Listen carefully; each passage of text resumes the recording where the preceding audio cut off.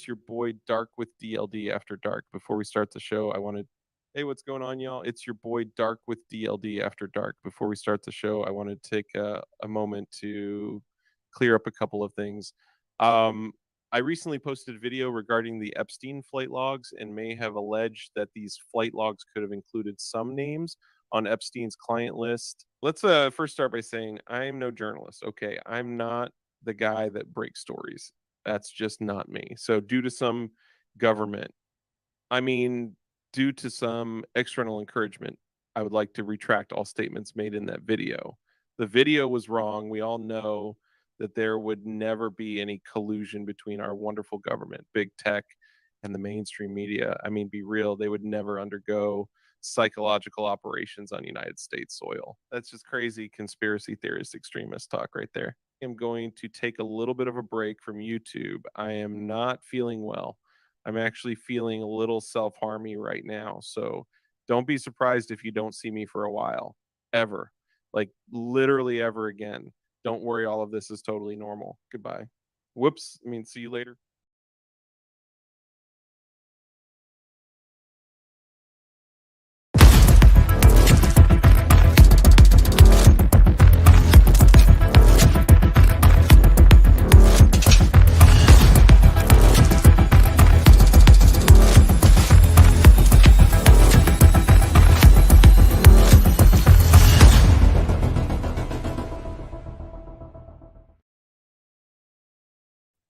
Good evening, ladies and gentlemen.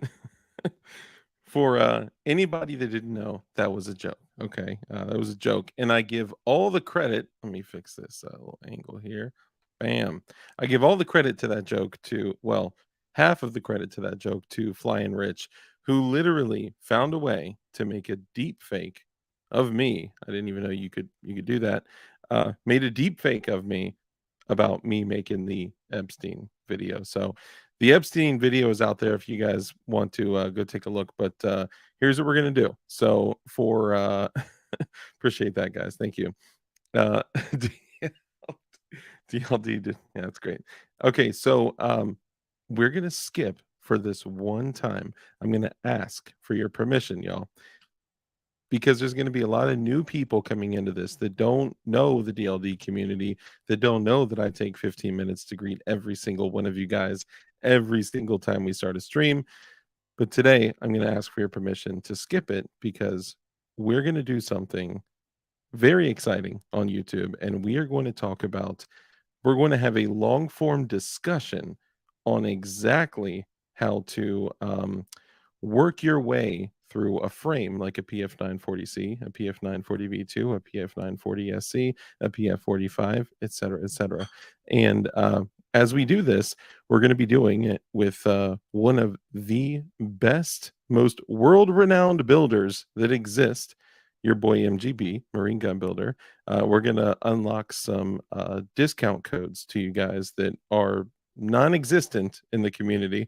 Very few people have them, but no one has them like we do with Freedom Crew University and MGB, and also some other things too. But please, guys, while we do this, do not go to DLD Hardware. I did not do a huge merch drop. I did not put a bunch of new stuff out there, and I did not take forever and ever and ever finding a way to link it to my Shopify store on DLD Hardware. So don't distract yourself by going to DLD Hardware and looking at the Lazy Roofer merch that dropped. So now Kimball can get his flag. Anyway, let's go ahead and take a moment and welcome. We got St. Vinrowan here and all of you guys for coming in. And let's go ahead and get started. And I'd like to introduce your boy, the one and only Marine Gun Builder. What's going on, my man? What's up, brother? Good to see you, man. 2 weeks in a row. I know, right? 2 weeks in a row. They're gonna get used to this.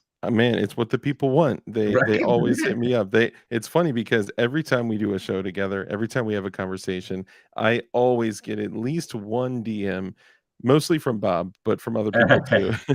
He's like, they're like, yo, you need to have him on. Like, you guys, you two, you work together so beautifully, and I love it. So yeah, for the few folks out there that may not know you, who you are, what you do, go ahead and give a quick intro. Well, can we just back up a second? Because first, this was kind of like done 2 hours ago, right? Yep, Like, we're on yep, the phone, and you're like, what would be so cool? I'm like, what? It's like if you just came on and we just did like a data dump on how to do a frame, like, for somebody who's never done it to even our most advanced builders in the community. And I'm like, yeah, yep, man, that sounds awesome. When do you want to do it? He's like, how about tonight? yep. Right? You know me. In 2 hours, MGB, right? Let's do Yep, it in 2 hours. I'm like, yep. all right, man, let's get it on, bro. Let's do it Right? live. Look Yeah. at So that. look, for anybody coming in who doesn't not familiar with me, familiar with the content that we had put out as an entire community that doesn't exist on YouTube Yep, anymore. not anymore. Look, we're all about building firearms, right? Whether it's 1911, SIG, Glock, uh, you name it, AR, AK, Yeah, MP5, shotguns, 1022s, 1022s. we're into it all, right? And we love it Yeah, all. But Glock is the by far the introduction into the addiction, right? It's your gateway drug, right? So, this is basically how a lot of people have come in over the last couple of years, prior to the Glock being introduced as a build. mhm, The community is very small. It's obviously grown with the introduction of Polymer 80. But we've seen that's kind of the introduction. You get bit, you understand how to build your own freedom, you become very intimate with the weapon platform, and you move on to other things like the SIG, right? Like so you said Jordan's in here tonight. So yep, Jordan, brought the MUP1 and fantastic fire control unit, 80% that you can build yep, into your own P320. People move into ARs from there, they get into AKs. Again, shotguns, 1911s, MP5s, you name it. We mhm. build it, right? And so it's really a progression. And Can we also highlight too that there is a SCAR 16 and yeah, 17 yeah, 80% receivers out there? I had yeah, no idea. yeah. And very soon here, we are all expecting this to come to a conclusion, and then the floodgates are going to open. Oh, yeah. Oh, They yeah. are going to open like they have never opened before. Yep. And we're excited. A lot of what we've been doing the last really 18 months to 2 years here is building a very wide foundation.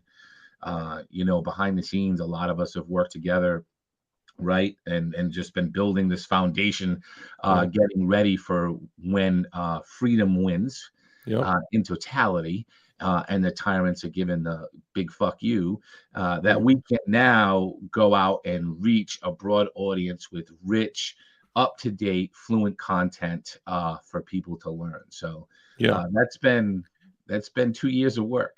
And it has been a lot of hard work on the Yeah, back end. I mean, it's yeah, been, man, countless hours meeting, having meetings with all of the instructors, doing countless, making changes, making yeah, updates, and kind of nurturing the community and keeping that alive. Because a lot of people, I think, and we've discussed this, that the ATF's kind of plan was even if their rule changes didn't work, they would still be winning if they took a bunch of companies out of business because sales just like just dropped completely, like fell off during that time. yeah, So I yeah. think things kind of worked out to where, during that time we put all that hard work into the back end. And now when the tidal wave comes in, we're gonna have that foundation built, baby. I'm And when happy. that volume comes, the companies that have sustained and worked their way through it are going to be rewarded in Yep. a big way, because when volume comes, it's going to come big. When and also obviously new companies will then enter the market, right? Because now it's there, right? We're going to see a lot of that, right? Fly Yep. by nighters start coming in, jumping on the bandwagon. But by far, the companies that have sustained and been there all along and have survived, they're and well deserved, by the way. They're going to deserve everything that's coming their way, Yep. for sure, for Yeah, sure. it's been a tough couple of years. Yeah, That's for sure, and we've seen it in businesses. So, now and through this, a lot of times through the stream, we will, sit here and kind of chat with all you guys. What we're gonna do is we're gonna go through and step by step. We may need to break this into two volumes, depending on how much myself and MGB talk, because we could talk a lot. We're very skilled at that. We may need to break it into two videos, two volumes, because we're going to get very detailed into FTQ, first time quality, no BS. So as we go through this, if you have questions pertaining to the subject like that we're reviewing at that time, then we can go through those questions. And I think it's the best time to answer your questions, but we Yeah. may not be able to get like as detailed on troubleshooting if an individual person has an individual situation. You know what I mean? Yeah, I think especially for new people that would be coming in, if everybody, because everybody here's again been here a long time, you guys are going to be the future mentors, right? Yeah. When that volume comes in, you're the future mentors here, right? You've been and stuck around and been through it all. So I guess maybe what I would say is think back, if you could, to the first time you were going to build, like when the thought came in and you were going to do it.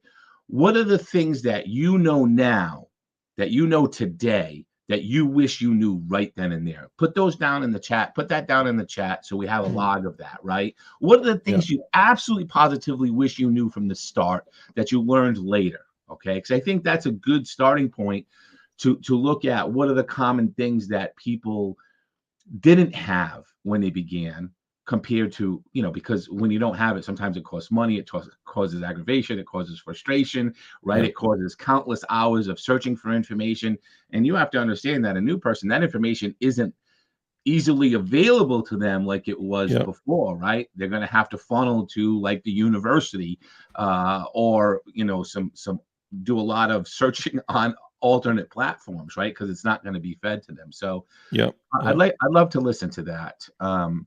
What was something that you didn't go looking back on it, I guess, like what are some things that you didn't learn until later that you wish you knew just jumping right into it? I had one thought come to mind, but what about you? I honestly wish the problems that Polymer 80 had, because when I first bought my first Polymer 80 and did it, I was in the mindset that all the shit was engineered correctly. Mm, So I wasn't trying to look to fix problems. yeah. I wish I had known some of that up front, because when I first started doing it, I'm going through the process, I'm building it like everybody else, and then I'm getting to function checking, and I'm like, okay, there's problems here, right? What's up, Bobby? We love Brother Yeah. Bob. So Yeah. I hadn't researched anything on it other than that, it came across, I saw it. I was like, oh, this is fucking cool. Let me buy this, right? I had no Yeah. idea even what it was. I didn't even know what Polymer 80 was when I first bought it, right? Yeah. I just saw a frame. It was Yeah. purple, right? It was a Spectra frame. It was Oh, purple. V1. Yeah, Dang. I didn't know much about it. Okay. And I'm Yeah. like, all right, let me buy it. I'm a fucking junkie, right? Like we all are. So, Yeah. um, there was no, I guess, like if I take AR stuff, like you're used to ARs play very friendly with lots of different things, Yeah. Yeah. right? Yeah. Like you could fucking put a different part, every single part could be different and it will still function and work fine. Yeah. Um, so I guess that was for me. I wish I had dug a little deeper, although in that defense as well, there was no information at the time. It had just come out, Yeah. right? It wasn't available. Nothing There was wasn't available. anything there, right? Hmm. So, um, yeah, I But I guess that think would be my big thing. looking back on it, I think my like biggest thing would be when you watch I guess at that time there was a lot more stuff available on YouTube and other platforms, right?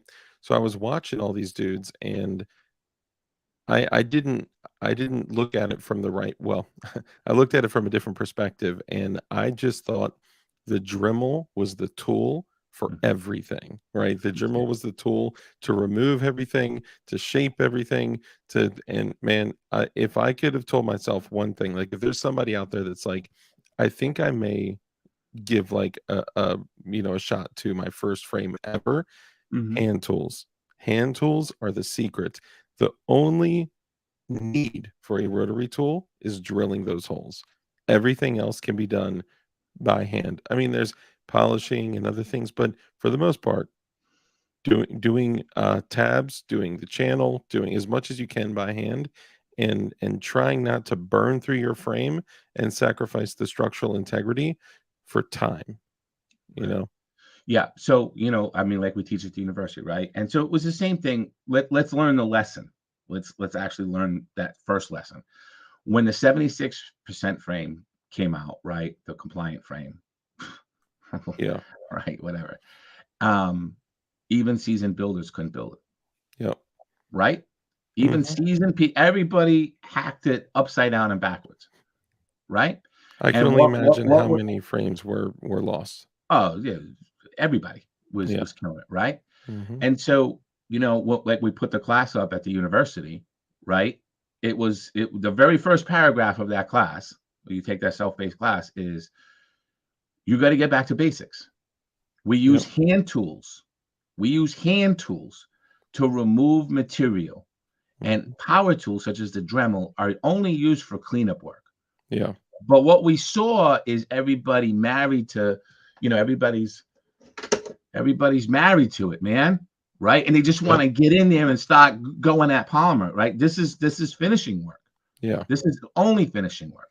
Yep. Everything else is, the whole removing of the polymer. That's the strategy. Remove the polymer as much of it possible through hand tools, Yeah. and then use this for finishing cleanup work, Yep. right? Or first time quality work, whatever you want to call it. Okay. But it's really the end stage at that point. Okay. Appreciate you, Kurt.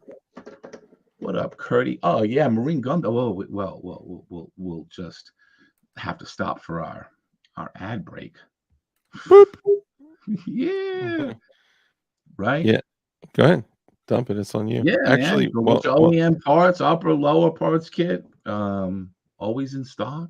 and in Use addition to code Friday. deals, guys, You're getting this before Black Friday, right? So use code Friday, 10% off, free shipping.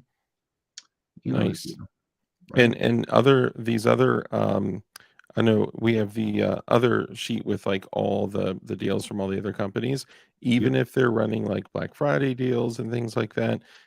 If I recall correctly, you can still use these in conjunction with other deals that are going Yes, on. you So can. Yes, you yeah, can. And every time you order from me, anyway, you always get the card. I send this in every box, nice. right? With every order. So you have it at all times. That's awesome. Every order comes with that. That's actually very helpful. And let's pause for a second. That's not cheap, bro. All right. I No, coming from somebody that's shipped over 4,200 packages, it is not no. cheap to do that. Every order I send out comes with your postcard, coupons right there, all your codes to save from all of our industry partners. And then you also get your other Marine Gun Builder card, okay, that has Mhm. a code to a free class, your free Glock assembly class on Freedom Crew University. So Mm, you use the code, you get your industry codes, you get your class code, take your class for free, save your money, right? Because look, this is all about helping as many people build freedom as possible, yep, right? yep. That's the name of the game. And somebody just asked actually, do you have on MGB on marinegunbuilder.com, do you have 43, 43X, 48 LPKs? So it's funny you said that. I don't have them listed right now, but I just got a whole bunch of 43 parts in, so I'll start making those kits. But down at the bottom, Awesome. if there's anything that is not up there, down at the bottom, there is a section that says if you need me to make you something, Hmm. I make stuff on demand all the time for people, right? Yeah. You just go Yeah. down there and tell me what configuration you're looking for, Hmm. and I'll make it on demand. I'll make it right then and there. So, if it's in the store, great. But if it's not, you can always do that. Nice. Awesome. And will you just take a second to let them know, like walk them through the companies? I'm just going to grab a drink real quick and then we'll get started.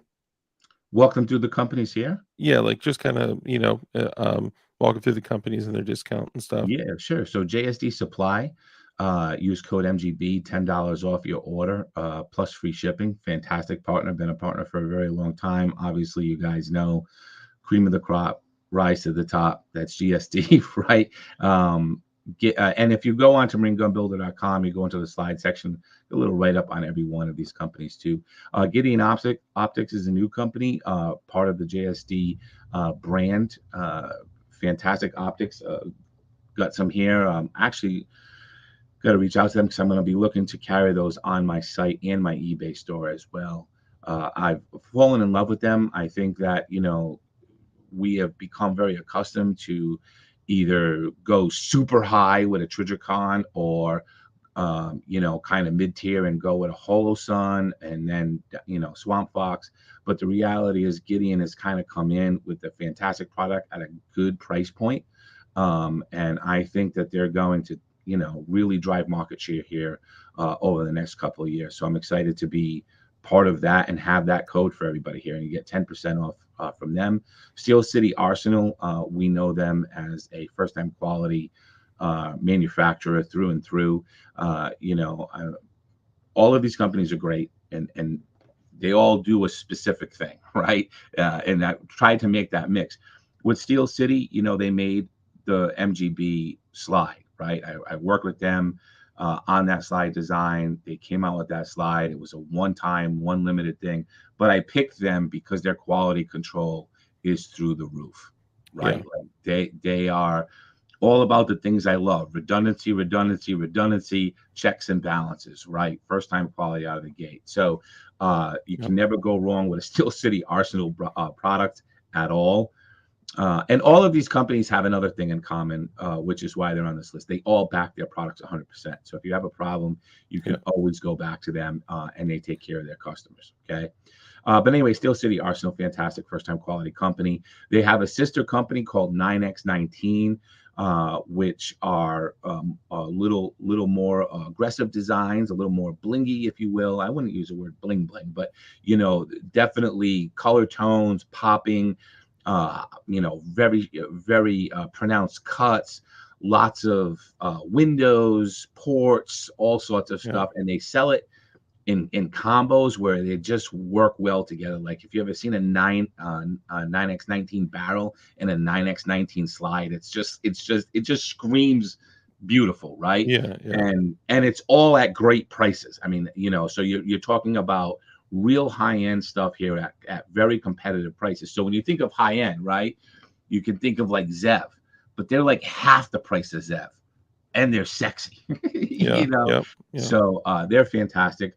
And Steel MDX City's Arms, paint work, like the stuff I've seen them do, I don't know if they do a lot of it, but like the Cerakoting and stuff, their battle worn stuff, dude, it's gorgeous stuff. They're awesome. And want to add one more thing. The code with Gideon Optics does get them 10% and free shipping as well. Oh, there you go. See, I didn't even know that. It's my code. Yeah, my apologies. But I think you're right. It might be on the screen. I just can't see it because it didn't come up like the postcard does. Oh, here's the postcard. Yeah, okay. So we'll add that to this order as well. MDX Arms, another great person in the market. It's been around, proven designs. They have lots of different combinations of things, lots of different setups that you can do. They like the other places, they service 19, 17, 26s, 43s right across the board. So fantastic stuff. And they also have a sister company, Freedom Unlimited, which is right below them, that deals more in like frames.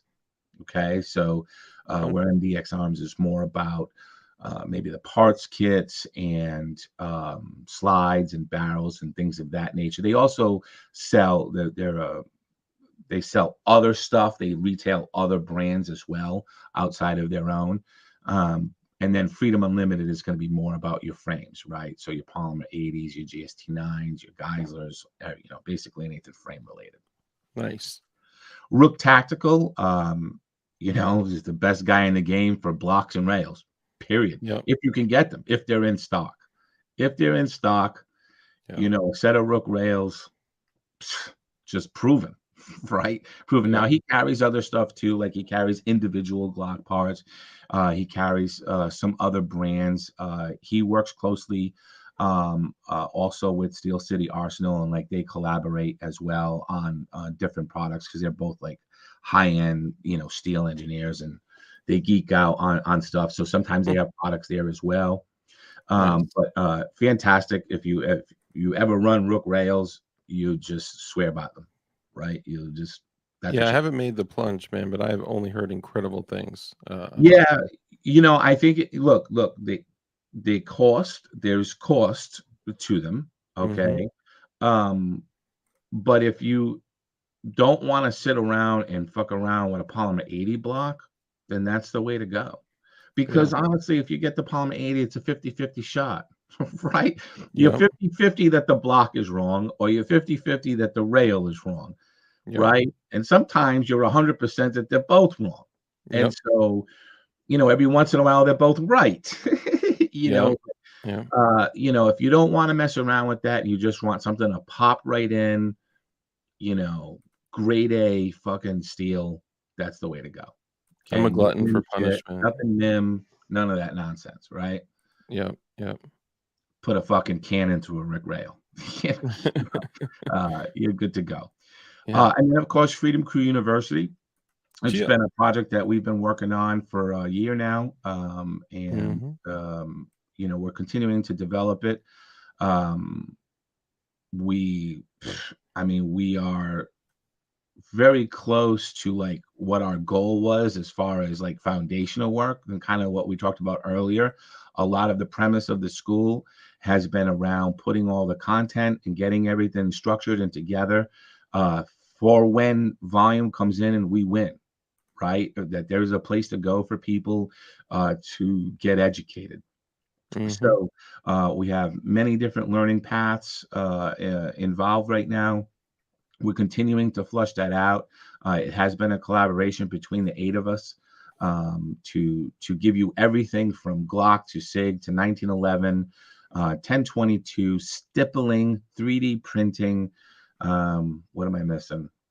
Um, I 1022, think. 1911, SIG, AR, AK, and MP5. Right. So I Yeah, mean, I across think the that's it. board. Right. I mean, 1022 stuff, but as far as like the most prevalent, I think you nailed it. Yeah, yeah. So, lots of content. Not, there's a lot of stuff that's already there that's free to download. You can see a lot of my old videos. You can see a lot of SIG stuff that is on there. There's a lot of AR stuff, all free. There's a couple of like Yeah. real intensive videos that are $4 to $5 if you download them. But we've got a lot more content that we've been working on in the background. And then we'll just do an entire data dump when the time is exactly right. All right. So we've got all that happening. And then, of course, is the Marine Gun Builder store, which is all custom OEM parts. So custom made kits to order, assemble them, and get them out to you same day. Awesome. Hell yeah. Awesome. My bad. I got my thing running in the background. I'll be done in a second. But Yeah.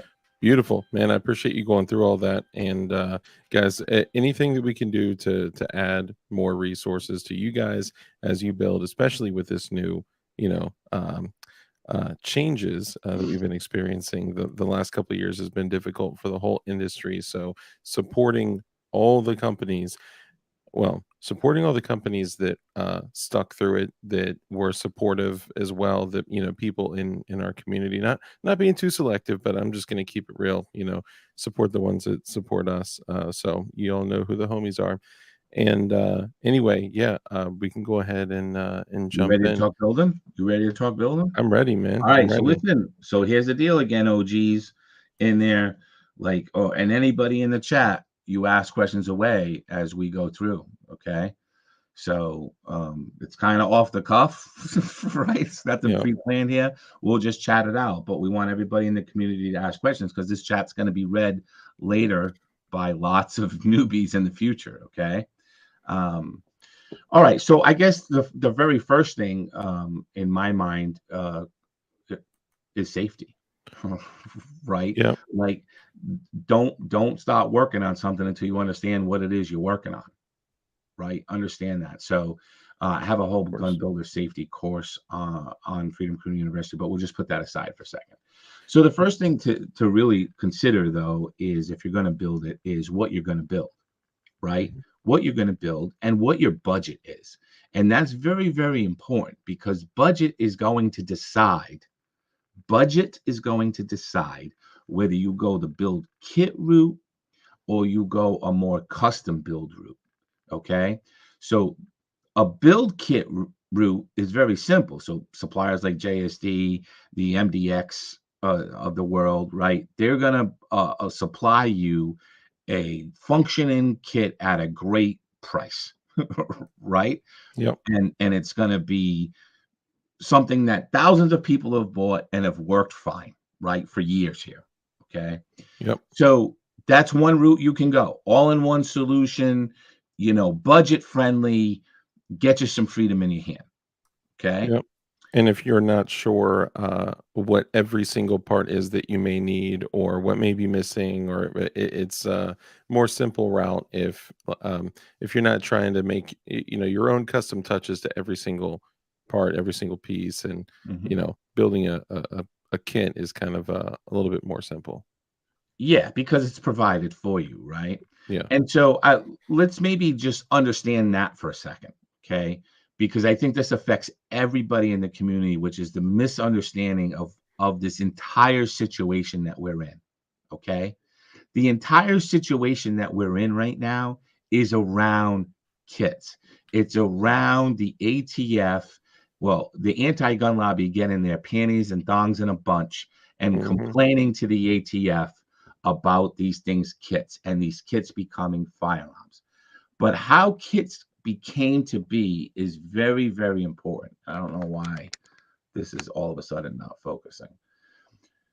Kits became what they are today because of good companies with entrepreneurial spirits Hmm. that had customers coming to their sites ordering 5, 10, 15 things and them saying, hey, why don't we package this as one thing to make it convenient for our customers? Yeah. Nobody was trying to get around fucking firearm laws or trying to fucking circumvent shit. Nobody was doing that. That's all bullshit. It's Yep. like McDonald's. You went to McDonald's, you ordered a hamburger, you ordered French fries, and you ordered a drink. And one day Yep. McDonald's said, wow, 80% of the people that come here order these 3 items. Why don't we just give it to them as a fucking Happy Meal? And Yeah. that's what the kit is, right? The kit is a way that retailers figured out how to best service their consumer,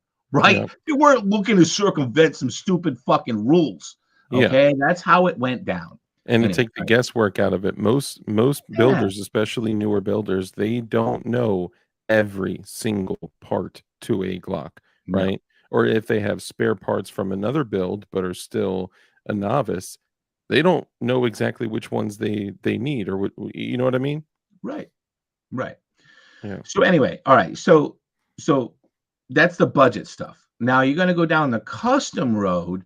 Well, now you're going to have to start piecing it together, right? So you're going to be thinking about obviously the frame that you're going to do. So which model you're going to build, the What options slide. are there The, out there, by the way?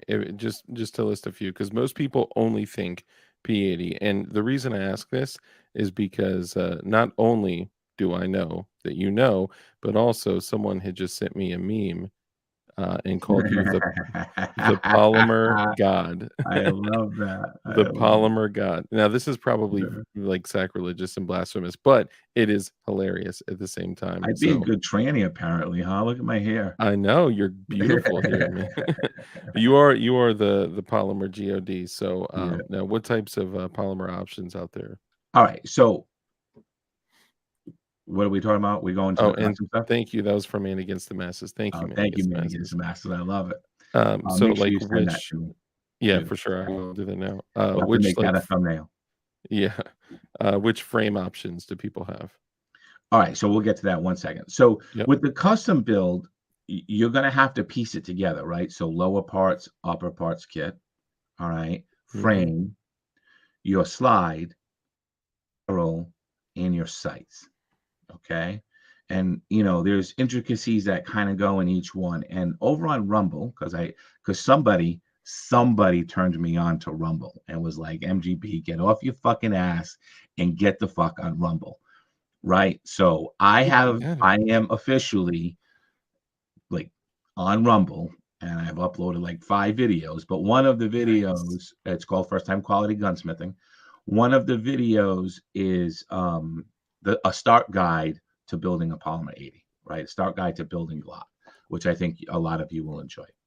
So anyway, the custom build is going to be, a little more research, obviously, and more money probably. But more importantly, it's going to help you really understand the players in the market as well, right? However, regardless of which way you go, one of the expenses that people never take into account when they're trying to budget is that you're going to need tools, period. And there's 2 types of tools you're going to need. You're going to need armoring tools, which are Glock assembly tools. Okay. If you're going the custom route, especially, right? The kit route, not so much, because they're going to put the sights on for you. The slide's going to come assembled with the channel liner in it already. Yep, exactly. You're going to need some armoring tools along the way. Okay. And then there are building tools. So there are hand tools and there are machinery tools. But the way you build. So like at the school, we kind of just meet the person where they're at, right? Like I would always say that wherever you're at, we'll meet you. We don't care if you want to fucking chew polymer all day long. We don't really care. We'll meet you where you're at. So tools, as far as building tools, there are some that are going to definitely be very, very helpful to you, but they cost money. Okay. They cost money. So you take that into account in the total budget. Okay, take that into account in the total budget, that you're going to need some armoring tools and you're going to need some building tools as well. Okay, so those are the paths. So now let's get to the models and the frames. Okay, so obviously, so let's talk about PF940C. All right, the PF stands for polymer frame. 9 stands for 9mm. The 40 stands for 40 cal, and the C stands for compact. So that would be your G19, right? The PF 9mm 40 cal, which would now be 19 to 23, the 40 cal version. And then it says C, but it can also be obviously the 32, which is the 357 SIG as well. Okay. So the compact frame, PF9, that's what they mean, polymer frame, right? So if you take CL, polymer frame, 9mm 40 cal, compact, long slide. You take V2, version 2, right? Version 1 being Spectra, version 2 being what we know today as the 1722, right? So 9mm 40 cal. The PF9SS would be polymer frame, single stack. That's the SS, which would be the 43. Okay. And then you can also do some stuff there to make a 48 as well. Then you have the PF45, right? Polymer frame 45, but it can also be the 10mm, okay? But it is made for the SF frames because there is a G20, which is your 10mm SF, and there's also just a G20, right? Which is not a short frame. SF is short frame, which is not a short frame, right? And then you have the G21, which is the 45 ACP, and that comes in regular G21 standard or G21 SF, which is the PF45 short frame. Okay, 45 caliber. And a lot of people don't understand too. I just want to add this: they don't understand what part of the frame is short and what the SF is. And for everyone out there, it's just the back. Exactly. The distance from the web of your thumb and that little, spot there to the trigger, and they achieve that by using a 4th generation trigger housing, which is much more thin and narrow. So there you go. Yeah, so look, the SF stuff, right? Like, so parts are very, very important, my friends, right? And so look, I'm not gonna go on a rant because I've ranted plenty of times on here about going with fake parts. But Yeah. buying parts kits, especially outside of the 19, I would say outside of the 17, 19, and 26, especially. Like if Yeah. you're building a PF45, you better be buying fucking OEM, and you better be buying from me. I'm just gonna tell you, I'm being honest. I'm being Yeah. honest with you, right? Because none of them are selling the correct shit, right? And they're also way more expensive when they Yeah. don't people may feel a certain way when they hear you say that, but check this out. I spent I was given a discount to buy a $100 parts kit. They were usually like 129 for I built a Glock 40 and a Glock 21. So, go with him, save money, and get actual OEM shit. I say especially the PF45 because you have to have the right trigger for the PF45. So the PF45 is a very particular frame. Mhm. Okay, it needs the correct trigger, and a lot of them are using the old triggers in the kit because they're cheaper, but they sit too low frame and they cause you a problem. Okay, let me just get a G21 kit right here. Hold Yeah. on one second. And if we were on Rumble, I could grab my Glock 40, which is the full Right. size 10 millimeter long slide. So here's an SF PF45 kit, right? And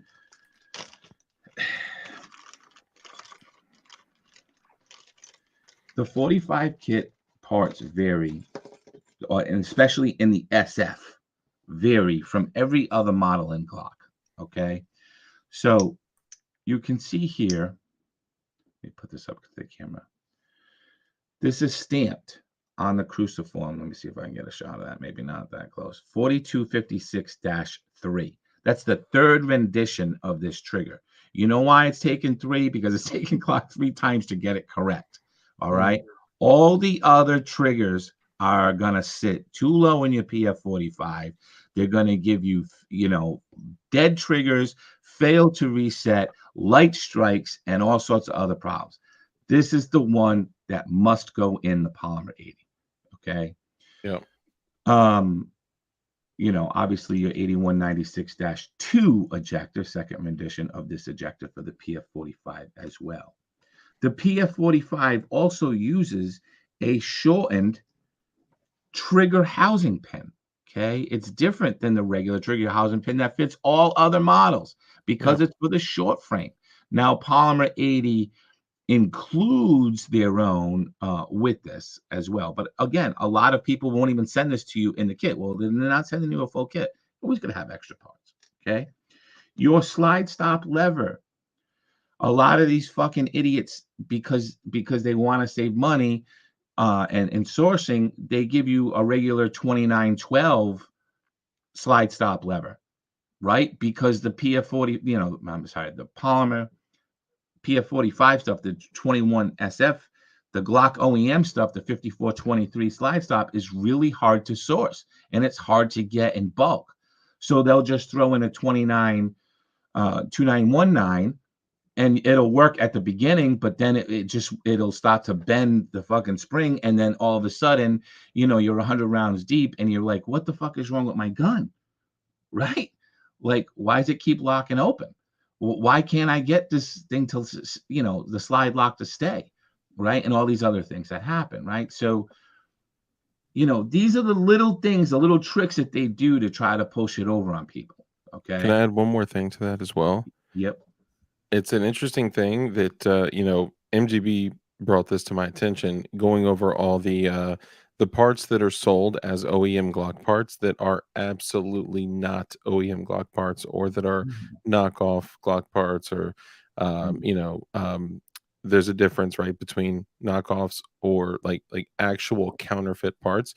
But being that that's like happening at such a high level, like a remarkably high level. Like, take apart your kits. If you've built more than a few, you're gonna have some fake parts. I'm sorry. Sure. But And, what I and I started provide a free service, as everybody knows. You can just go to the website and upload pictures of what you have, and I will tell you. I don't care Yeah. if you buy from me or not. I put this in all my listings. I don't care if you buy here. That's not my concern. Safety is my concern, and it always has been.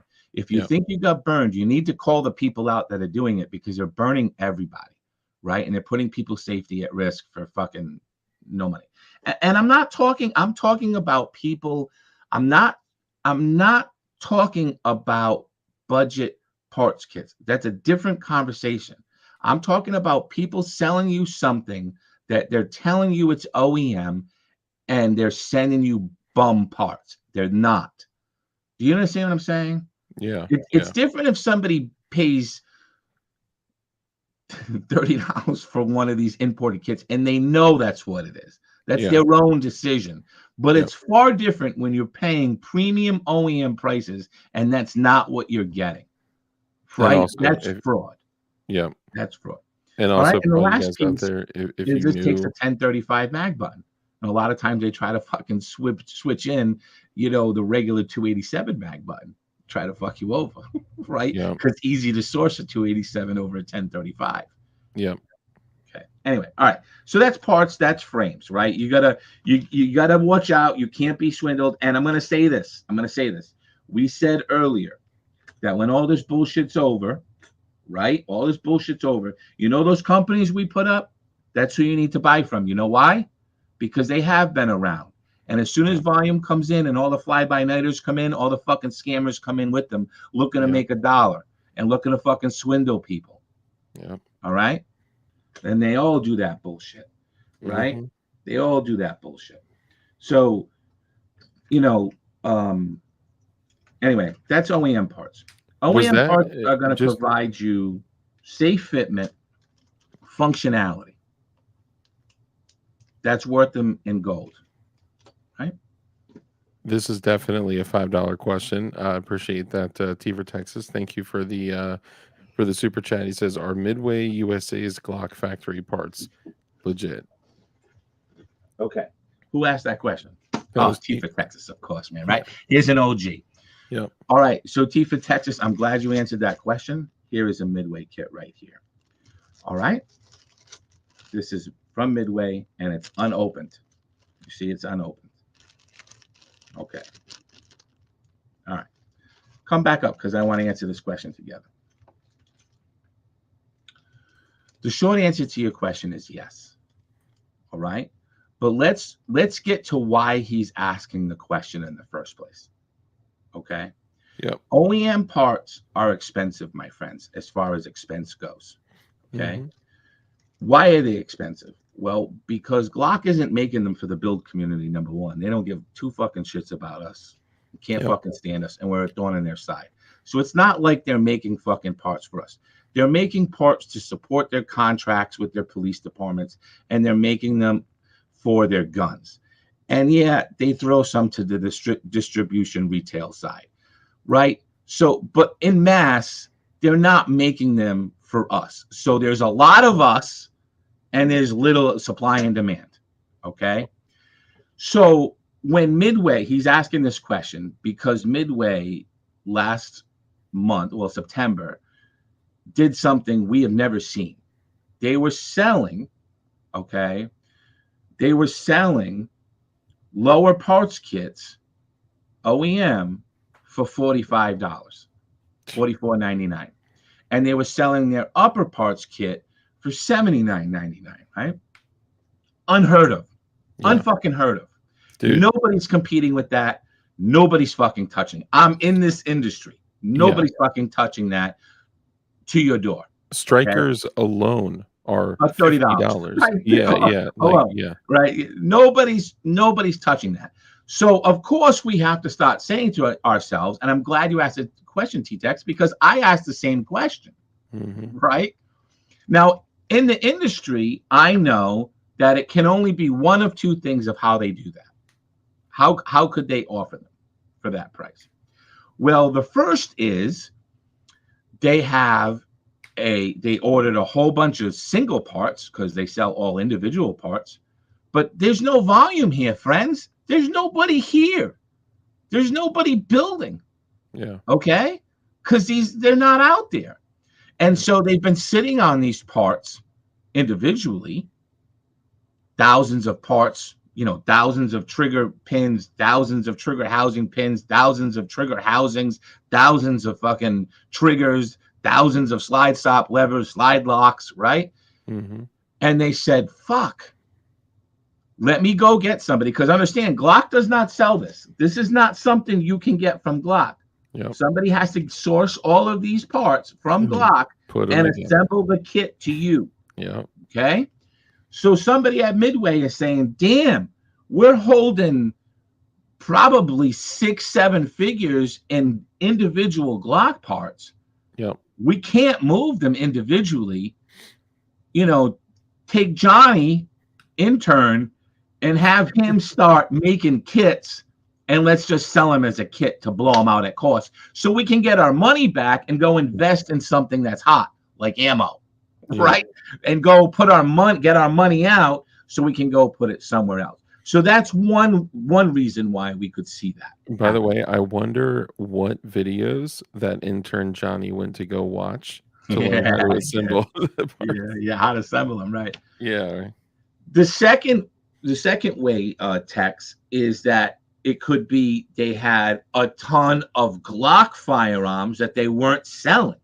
Yep. Right? And so as a dealer of Glock, obviously, the bigger the dealer you are, the more Glock's going to give you a discount for, right? Yep. So they want to be able to turn over. It's what we call the velocity, right? It's how fast you can turn the stuff over. Okay. That's why the big companies can sell things for less. And Glock cares about velocity, right? Yep. They care about the velocity of the volume. Yep.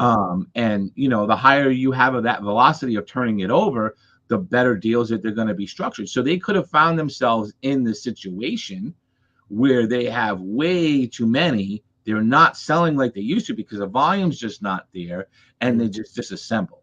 And that might be the key to it, because they did start also selling individual slides and frames, which I hadn't really seen them do before. Yeah, that's true. And those are moving as well. Yeah, and they are. Frames are moving too. OEM frames.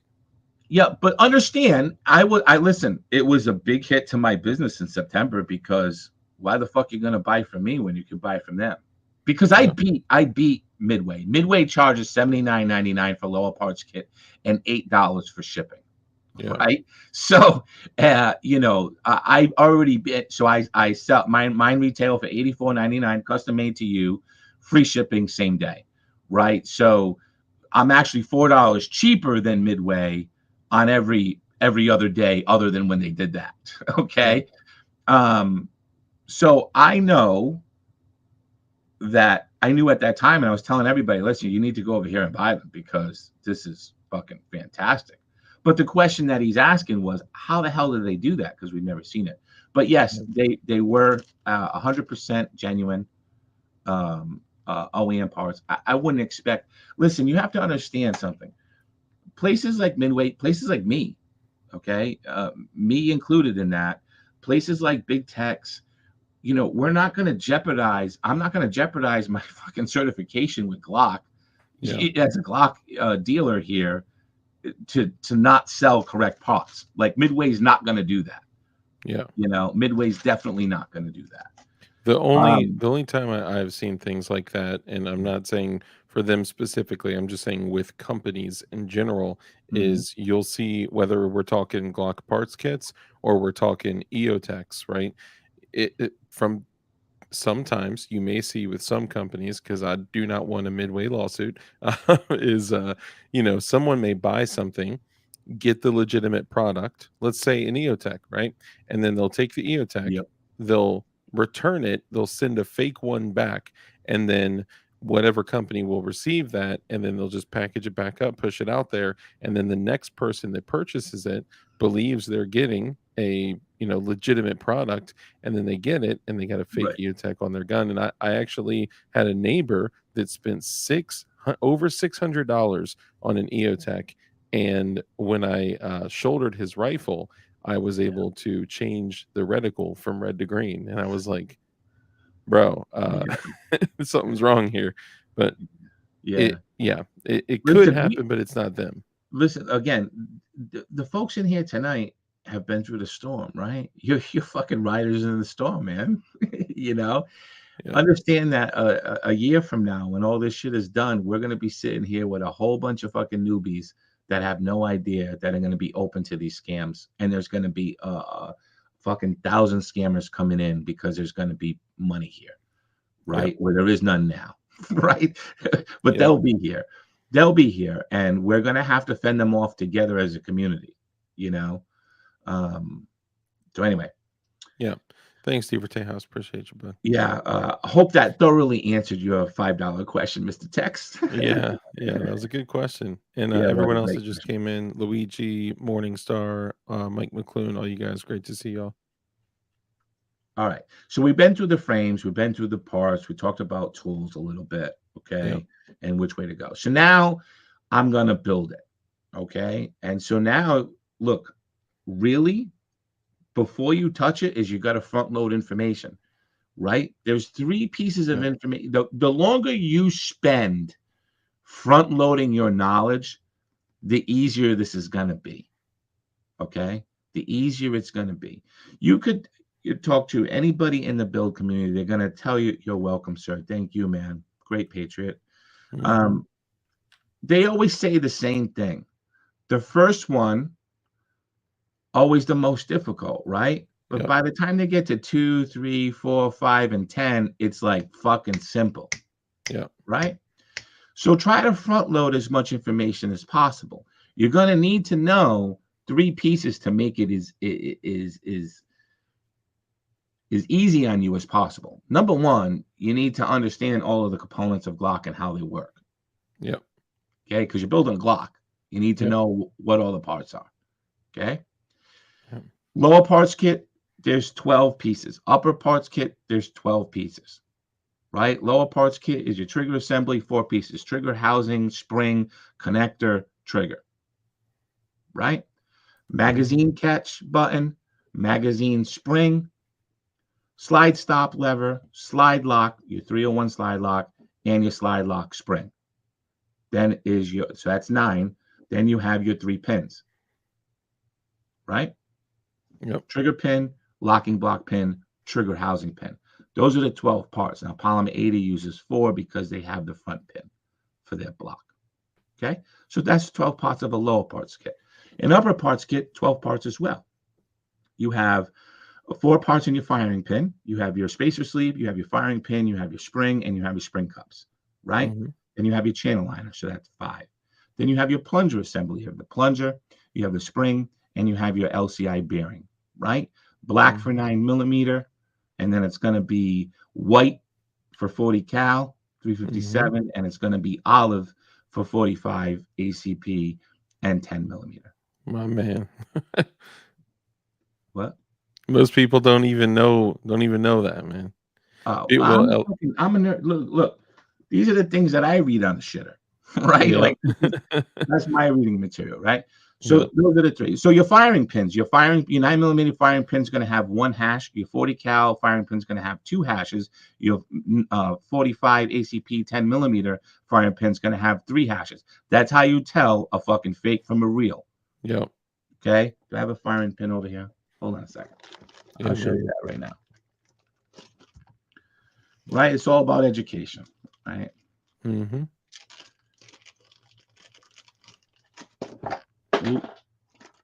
9mm firing pin assembly right here. Okay. So, like when I ship these, I always put the channel liner over the spring to protect the spring. Okay. But here's your Nice. firing pin. And on either side of the pin is going to be a little hash mark. And I have pictures of this, if we can't see it here, that show it in depth. But a 9mm is going to have 1 hash right there on this side and on this side, hash mark. 40 cal is going to be 2, 10mm 45 ACP is going to be 3. Okay. And they're all stamped on the bottom. Okay. They're all stamped on the bottom as well. The 9mm firing pin, this firing pin here is going to be stamped on the bottom of the firing pin. This one's assembled. Okay. But it's going to be stamped on the bottom 49. For the 10mm 45 ACP, it's going to be stamped 4557.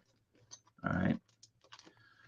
Got it. So anyway, the other things in the upper kit, so your plunger, your depressor spring, and that bearing.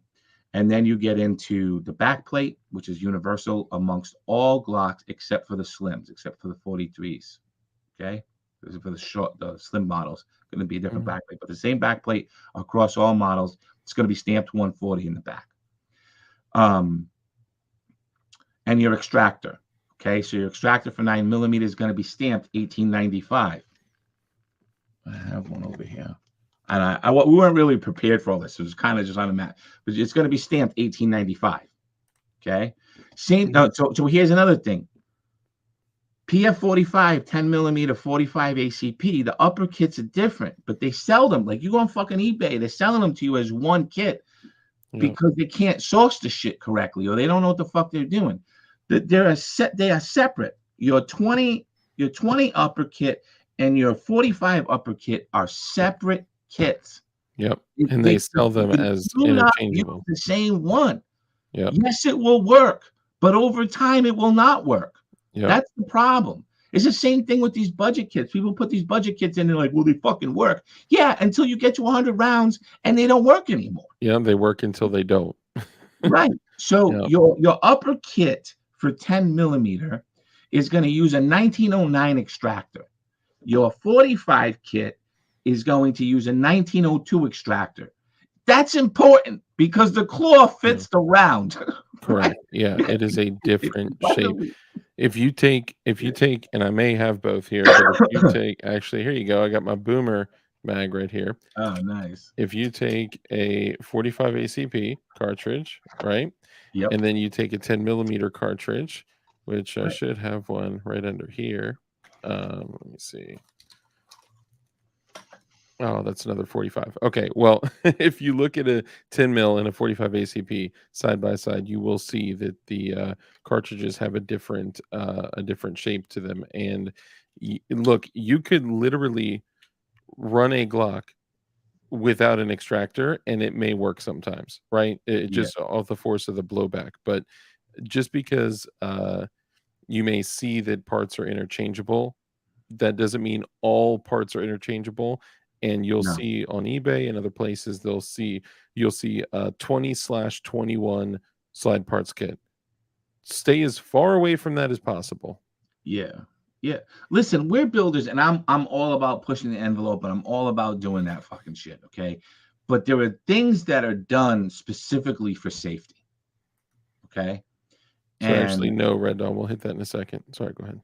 so let's look at another difference. So the extractors are different. Yes, you can get away with it temporarily. Yeah. Okay. But the safety plunger, your fucking safety plunger is different. The 21 uses a very specific safety plunger. Everything else, the 10mm, 9mm, 40s, 357s, they all use the same safety fucking plunger. But the 21 for the 45 ACP uses a very specific fucking safety plunger. But again, hard to source because it's a unique part to something. It's not an interchangeable part, so it's not mass produced, right? And so they just throw them in 45 ACP kits. And this is why you see 21 builds that are not drop safe. Yeah. Because they're using the wrong fucking safety plunger, right? Like for the 21, so if you're going to build a 21, you need an SP054543. SP04543. That's the safety plunger you need in your fucking upper.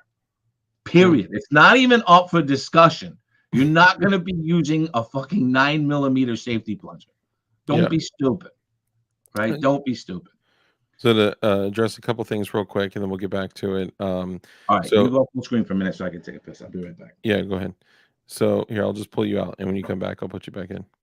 So Morningstar, you likely can't and shouldn't. However, what I meant by that was that if you ran a Glock with an extractor, you could probably run it without an extractor, and it may even work sometimes.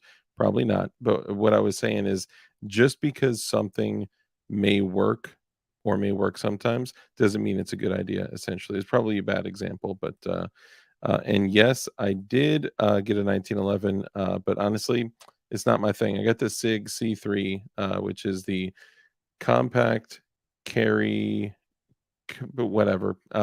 It is the 1911 45 ACP C3 SIG that is a commander size slide with an officer sized frame, and it is a 7 rounder. So it's 7+1. It's pretty dope.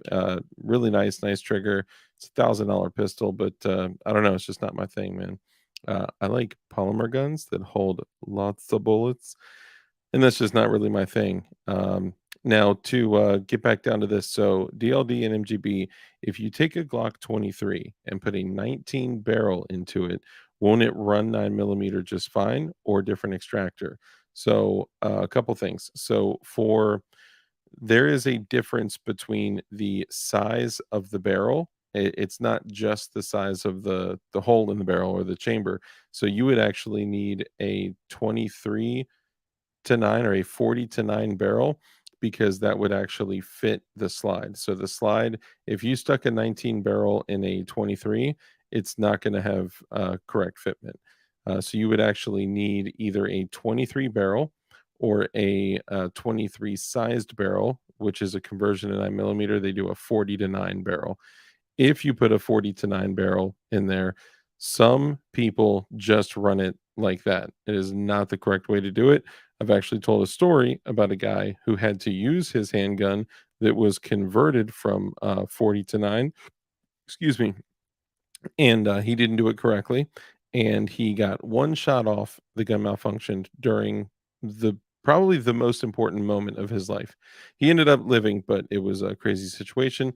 For anybody that's heard that story before, you can feel free to elaborate on it, or I'll figure out which live stream it was in. I've told it a couple times, but anyway, you would actually need to change the barrel to a 40 to 9 barrel, and then also you would need to change the extractor and the ejector. So if you were to pop off the slide of a Glock frame and you were to look at the ejector, the ejector for a 9mm appears to be bent slightly. Let me give an example here. So that one is serialized, so I will forgive my squeaky glizzy here. So you'll see that this would appear to be slightly bent. Okay. Now that bend is a 9mm ejector. Okay. The 40 caliber is straight. It looks like a diving board. It is literally straight. So they're different ejectors and extractors. Then you can throw in a 40 magazine and be good to go. But honestly, the most important thing for you to do is just to purchase a 9mm, because no one uses 40 caliber anyway. But hey, you know what? What do I know? I'm just a silly man on the internet. Um, let's see.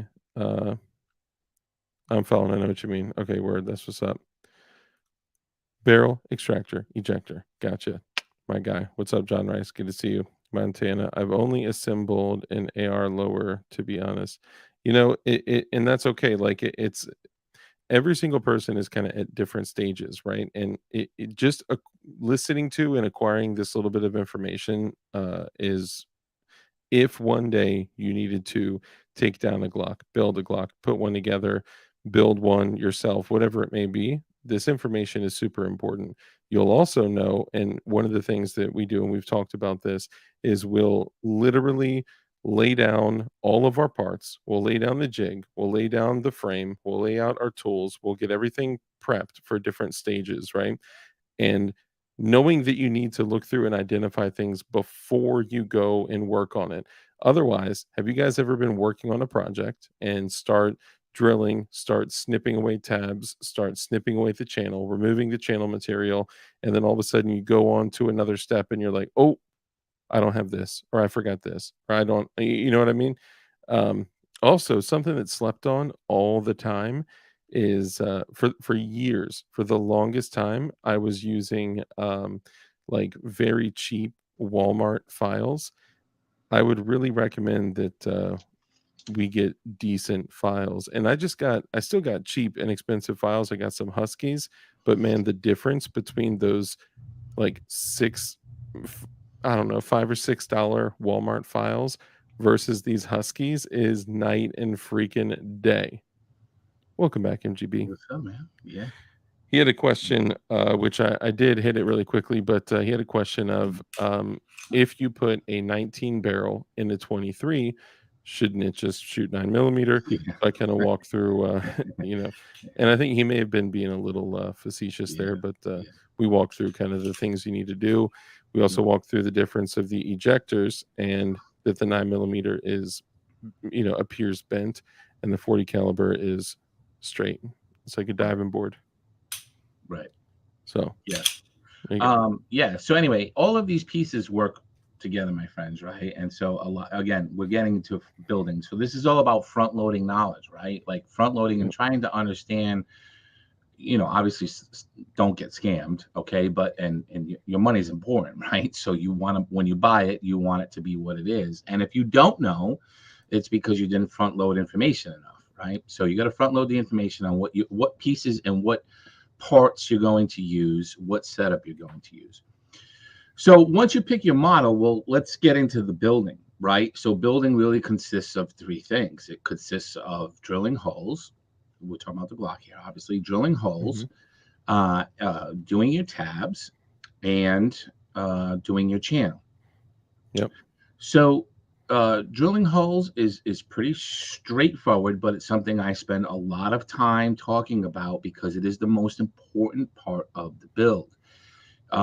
It's the first thing you do as far as building, but it's the last thing in assembly. So I equate it to like buttoning a shirt. You go to button a shirt and you button it, and you get all the way down to the bottom, and you realize, fuck, I misbuttoned it, and now you got to undo everything The back to the top, holes. Yep. right, to redo it, right? So Mm-hmm. we spend a lot of time on pins because if that is done incorrectly at the start, then you don't figure it out until much, much later in the build, right? Yep. And so, and it also happens to be the thing that people fuck up the most. Okay. We literally had a conversation about this today, guys. Like we were talking about rail height and trigger housings being off, and how the majority of that relates to a jacked up rear pin. But Yeah. And drilling a hole can screw up a few different ways. I'm just going to cover some of the most common. Okay. By the way, I'm going to say this. There is absolutely nothing, zero things anybody is going to run into in building a Glock that we at the university have not seen and don't know how to fix immediately. There's nothing, zero things. Yep. Like you're going to say, this is what's happening. Here's a picture, and we're going to tell you exactly what the problem is. Right? Yep. So a couple of common things. Number one is the polymer 80 jig sucks. Buy a DLD jig. Hey. Here's your plug, right? But the polymer 80 Man. jig doesn't secure. And if you're not securing it correctly, that's going to be one problem. The second problem is it doesn't have good guides as far as getting the bit to sit. Okay, it just doesn't. All right? I literally keep on my desk, like I have huge like strips of tape from taping P80 jigs. I just use off of them, Yep. No You've need seen me do it in to every single video I've ever done, right? Yep. On building. So that's one thing. You have a jig problem. The second thing is the bit problem, right? The bits that come from polymer 80 are for drilling wood, not for drilling polymer. Okay, and so having a good set of bits is important to drilling the frame. Now, can you do it with the bits they supply? Of course you can. Okay, but there's more room for error, right? Using a brad point pin, a bit centers and gets you directly there, or using a good steel bit. All right.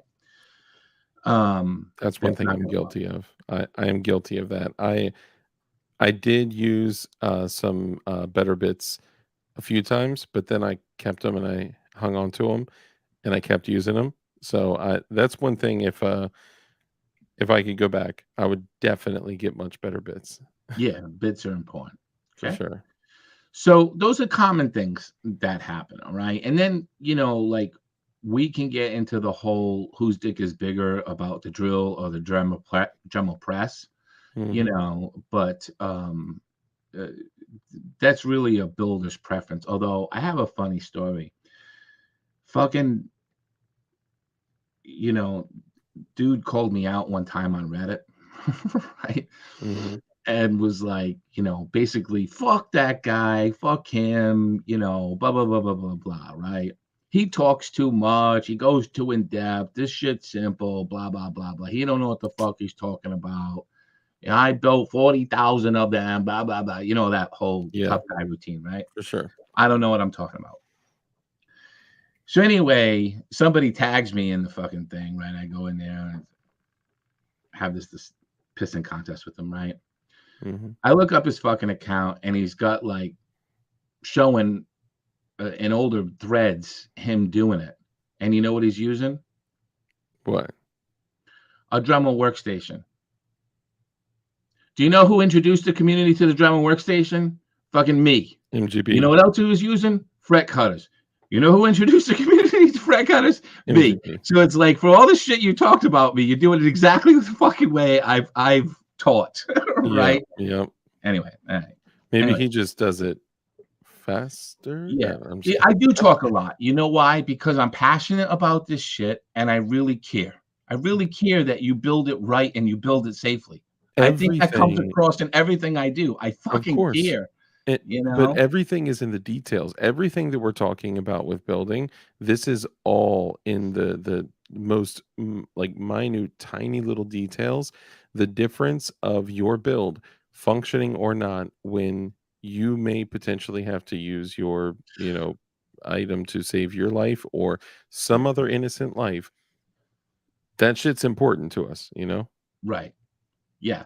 Look, the truth here is that when you front load this knowledge and you spend time in this community, you spend times like on the stream, like all you guys here on the stream tonight, you're getting a fucking knowledge drop tonight. You're Yep. getting a knowledge drop. And this stuff is moment of truth shit, right? In Yep. that moment of truth, I know when I pull the trigger 100% that I actually built a better firearm that I could buy. I Yeah, know that for sure. 100%. And Yep. everybody should want to know that too, right? Everybody that builds should want to know that. Yep. So, Tim Harper, thank you for the, super chat, brother. Appreciate you. um, Yeah. I haven't used it yet, so I can't really say anything about the pistol jig that they came out with. I've not used it yet either. Yeah, I'm not going to comment on it just now. Um, the the so the pins, again, so getting back to that, this is the most important part of the build, without a Yeah. doubt. Okay. Then we get Thank you, into the Tim. Appreciate tabs. it. The tabs are pretty straightforward. Okay, you use a fret cutter, it's easy. Use a fucking razor blade, easy. I don't really care what you use. You just got to remove them, and you've got to get them flat enough. The locking block has a ridge on it, and it can get caught up on the ridge, so it's got to be flat to the frame. So whatever you do, however you cut the polymer, and then whether you choose to use a Dremel with a diamond bit or you choose to sand it down a little, it's just got to be flush to the frame so that that block doesn't get hung up on the ridge. Okay, that the block can sit flush. So I've seen a lot of people not go down far enough, and down they're starting to level their fucking rails, but that's not the problem. The problem is that the block isn't sitting where it should be sitting, Yep. right? Because that ridge got caught on a little bit of polymer. So basically you got your four tabs, right? Two in the front, two in the back, two in the block area, two in the rail area, Yep. and they need to go. Don't cut the posts for the guide in the channel. Sometimes people do that. Yeah, they're gonna work, but they provide an important function on the Polymer 80 specifically Yeah. to keep the slides locked into place and tight onto the frame. Okay. So that's the tabs. Tabs are pretty straightforward. Then we get to the channel. Your channel needs to be three things. It needs to be, what up, Crumpy? You're Grumpy. flat like Gaza City. That's exactly it, man, right? Appreciate you, Grumpy. Thank you. Your channel needs to be three things, folks. It needs to be wide enough, it needs to be deep enough, and it needs to be smooth enough. Yep. That's how we like it. Wide, deep, and smooth. Okay. Those three things are the key. So wide enough. The channel is a U, okay? And it shows you kind of in the indentation where to cut out in the Yep. polymer 80. However, you need to go wider than that. So you cut that middle piece out. You do a little X cut that I show with a fret cutter, or you could even do it with some nippers. It doesn't matter, whatever you got, whatever cutter you have. Just do that X method. That'll cut out a good 85% of it. And then you're Yep. just left with a little triangle that you go in and pull out. Okay. Then put your block in. And then you're going to wide to the block. You're going to go that wide to the block. Because remember, your recoil spring is in there. And if your recoil spring gets caught up at all on any of that polymer on the side, it's too tight, right? It's not going to go back into battery. It's not going to complete its action fast enough to return to battery. Okay. Yeah. So wide enough. How we do wide enough? We put the block in and we go wide to the block. Yeah. Okay. To the metal. Yeah. Yep. Deep enough. Deep enough means so like in the case of a 940C, a V1, but not the SC. The SC goes flat to the frame, the bottom of the frame. But the 940C and the V2 have a step. So it's a little bit higher in the Gen 3. Oh my God. Crump, yes. He's on fire tonight. Flat like a post-op trans. Yeah. Thank you, Can we Crumpy. do a little plug? I ordered his book the other night on the live. I'm excited. Yeah. Yep, I ordered it. Bam. And mine, I was lucky enough to get the signed copy. Yeah. Can we get a Freedom Protector in the chat to drop that link on Amazon? Yeah, maybe Curdy or somebody out there, could you drop the Masters of Firepower link on Amazon for Crumpy? Yeah, drop that in. Appreciate that. So deep enough, it needs to go down to that step. Okay, it needs to go down to that step, and then smooth enough. Okay, your slide lock is gonna go in there. Okay, so your slide lock needs to be flush, and that whole area of the channel can get mucked up if you take a tool. Remember we talked about earlier, power tools. Like so, we said hand tools take away all the material. Power tool is only for cleanup work, right? That's all it's used for is cleanup work. The cleanup work there is to just smooth it out. Now I have to bring one thing up, okay? Excuse me. So I cannot tell you how many people I hear call the slide stop a slide lock and the slide lock a slide stop, or they call and this is a little more reasonable to call the slide stop a slide release, even though that wasn't people interchange it, and I get you. Yeah. So these two pieces, by the way, these two pieces are absolutely disgusting when they come from Glock. So here is one directly from Glock, and this piece is fucking dirty as hell. It's covered in that covered in muck. And so this is a 9mm one. It's going to be stamped right here, 2912. Although you can't even see it, it's so fucking dirty. Okay, so this is the slide stop lever. This is part SPO 2919. Okay, and it's marked 2912 right there. It'll be stamped. Okay, very dirty slide stop lever. And then this is the slide lock. Again, this very dirty piece comes from Glock, and this is going to be stamped right here, 301. Now the owners unfortunately have started stamping this 301, so there's some other ways I can tell you, but I'm just not going to tell you right now because then they know and then they correct it. Okay, but these two parts come extremely dirty from Glock. But can you bring up the stream codes down there? But you don't have to worry about these parts when you order from MGB, because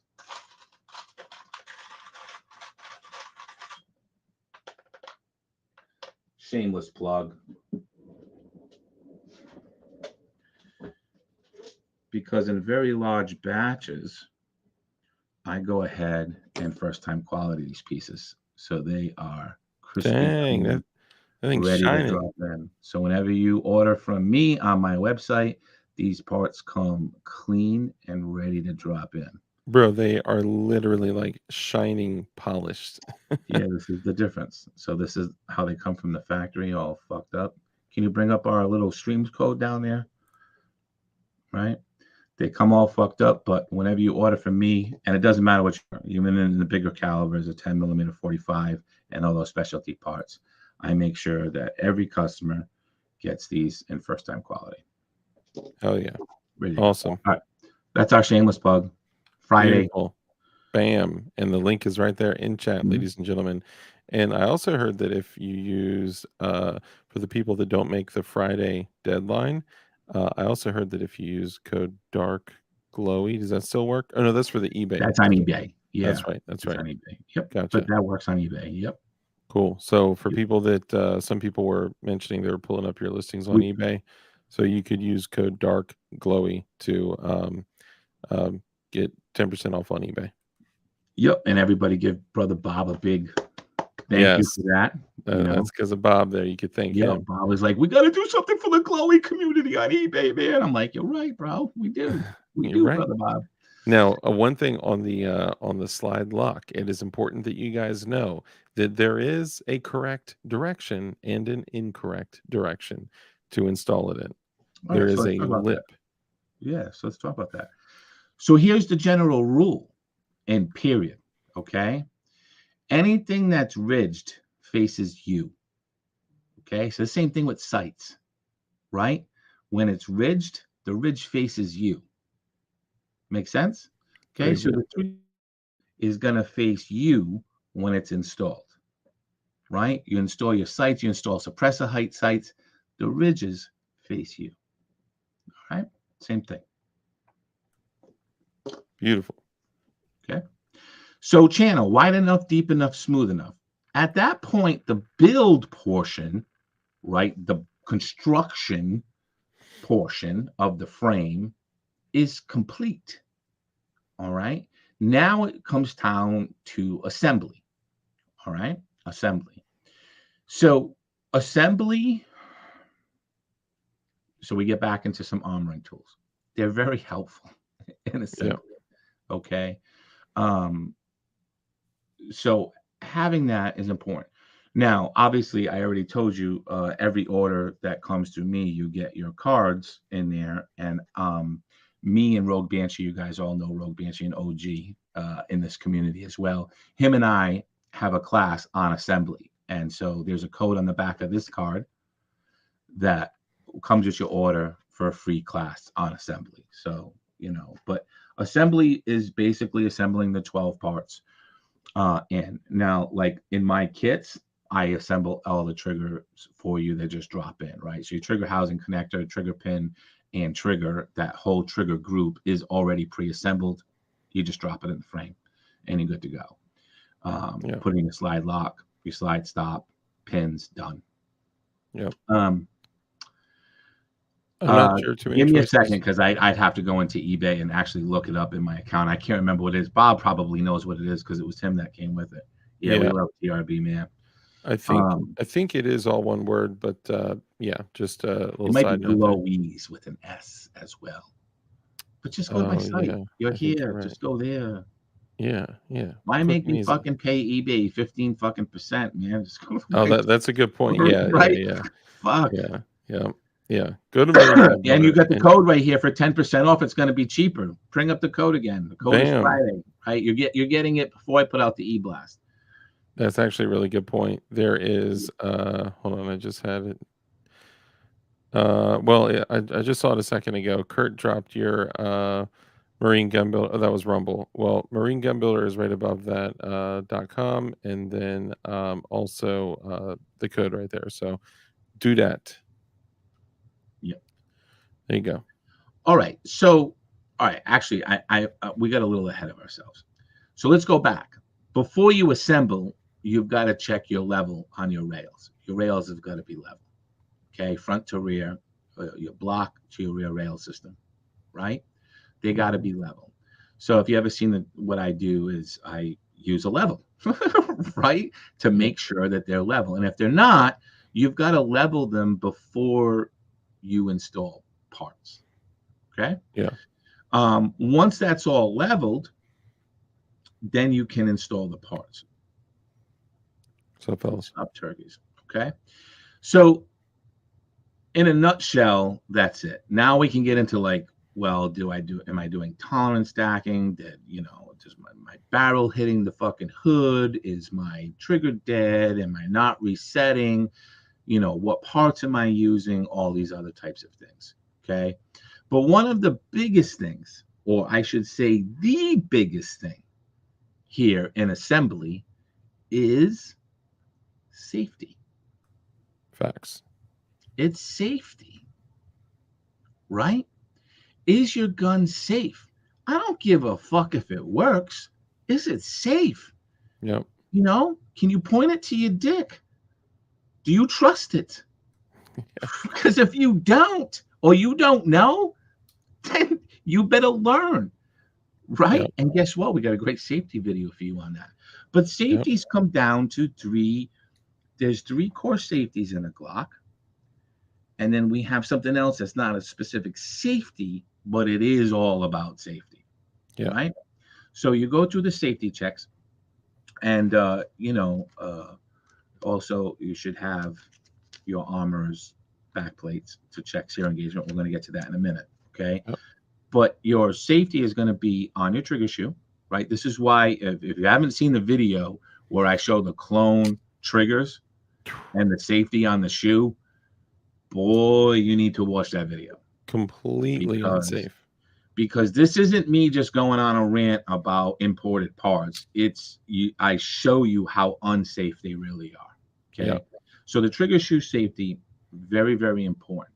Okay. Because remember, Glock doesn't have like a switch safety, right? It doesn't have a lever, red, you're dead, white, you're all right. It doesn't have that. Yep. Okay. It relies on that system. So the trigger, make sure it has good connection. Okay. Yeah. Your drop shelf and your firing pin safety. Now, we talked about firing pins earlier, right? You don't fuck around with your firing pin. Yeah. You don't go with these shit that doesn't belong in your slide for that fucking caliber or that trigger bar. Yep. Okay. And then you get to sear engagement. Now, sear engagement is, we can go to the Glock's 2/3 coverage of your sear engagement, right? It's gonna have that 2/3 coverage. Yep. What if you put a polymer? So we're talking about polymer 80 here, okay, or JST9 or any Glock build. You've built it, okay? Didn't come manufactured from Glock. Mm-hmm. If you don't have your 2/3 engagement, that's the moment you have to stop and you have to say, what is the root cause? Because remember here, this is safety. All right. Drop that weapon. High likeliness it's going to go off and hurt you or somebody else. Okay. So the first thing you're going to say to yourself is, what is the root cause? You're not looking for a quick fix. You're not going over to fucking Reddit or Facebook and having some cowboy tell you to heat it up with a blowtorch and fucking bend the cruciform up. Yeah. Fuck that noise. You're not doing that. Okay. You're going to find, because I can tell you whatever's causing that is going to cause other safety problems. Absolutely. Okay. It's going to cause other safety problems. So one of the things is, what is your frame, your slide to frame marrying? Right now, remember, we're trying to do this entire thing tonight without showing. Yeah. Stuff because we're on YouTube, right? But sometimes you'll look at a Palm 80 just in a picture and you'll see, so here's the frame and here's a slide, and you'll see the picture and it's like this, right? Like you can see like right through, there's a huge gap between the slide and the frame. You guys know what I'm talking about, right? You've seen enough pictures of Palm 80s built, you'll see this gap, right? And the first question you need to ask yourself is, what the fuck is the engagement on that gun, right? What's the engagement on that? Now, things like the PF9SS, it's actually just the way they made it, and they are perfectly safe like that, because even Glock has a little gap there too in that one. It's more pronounced in the Polymer 80, but that would be fine. But then there are other ones that that there's a real problem there, okay? Especially if the slide rocks. Slide rock there, you're going to know right away that there's an issue. So one of the things might be one of the another cowboy thing is, oh, you don't need to level your rails. Just jam your slide on there and rack it 1,000 fucking times, Yep. right? Until Yep. it works. And if we really step back and we talk about this, we start to understand why this is a very unsafe practice. Because what are you doing? You're grinding the metal down, both in the slide rails, Yep. in the slide itself, and on the block and the rail system. So Yeah, you're you're putting creating a gap that's happening, right? and you're putting way too much pressure on like the pins, the trigger housing, and Correct. all that. Correct. And And welcome to for Texas, by the way. And guys, just remember, it's free to join the university, right? yeah, Most all you things need to there are do free. right now is ADX in here. I got your app too, bud. Um, I believe this so. week. Right now is all foundational work. So it's all it is, Yeah. right? Building a list, 2,600 students ready to go already. Just get your name because, like I said, when the volume comes, it's going to come. Okay. Basically, the only live classes we're doing at this time. So we got plenty of video classes, we got self-paced classes, got all that other stuff. Mhm. But actually, like we're only doing private lessons at this time, and Will's doing his stippling stuff, Yeah, right? and Benji's doing 3D stuff. if some So, folks come in and they're like, "You know what? I just want to do a private course with Dark and MGB." We would even do that. We would oh, like whatever absolutely. you guys Yeah, want to do, we can make it work. yeah, absolutely. Um, so anyway, you don't want to be doing these practices, right? So if you have a slide to frame problem, or if you have a sear engagement problem, the first thing that I would look at is what does your slide to frame look like, right? Like, is your slide, because you have to understand that if you got a big gap up here, then well, of course your engagement's going to be off, right? Mhm. Are your levels, are your rails level? Are they in sync? And are they down to that rear of the polymer? Remember that rear of the polymer? Yeah. Are they sitting low enough, right? So like you could get them level, but they're just still big and dookie, picking up, right? They Mhm. got to be flush to the frame. So are they that? Because just doing that a lot of times fixes the sear engagement. Now, can you imagine that was the root cause, which is a common root cause, but instead of actually fixing your level, you decided to just fucking bend Mm. your cruciform up to get engagement to try to reach. Well, now what's going to happen? Going to start to have ejection problems. And by the way, Yeah. because your ejector is not going to be sitting in the right place because it's going to be elevated in the rear rail, because in a polymer 80, the trigger housing is held in and locked in by the rear rail pin, right? That's different than Glock, Yeah. right? That's just in the frame in Glock. It just fits in the frame. So now your ejector is not where it should be. Okay. And, going with a 30274 ejector or a 47021 19X ejector isn't going to fix your problem. Yeah. Your problem is you're putting band-aids, you're treating symptoms rather than treating the root cause. Okay. Yep. So slide to frame is going to be a big one for sear engagement.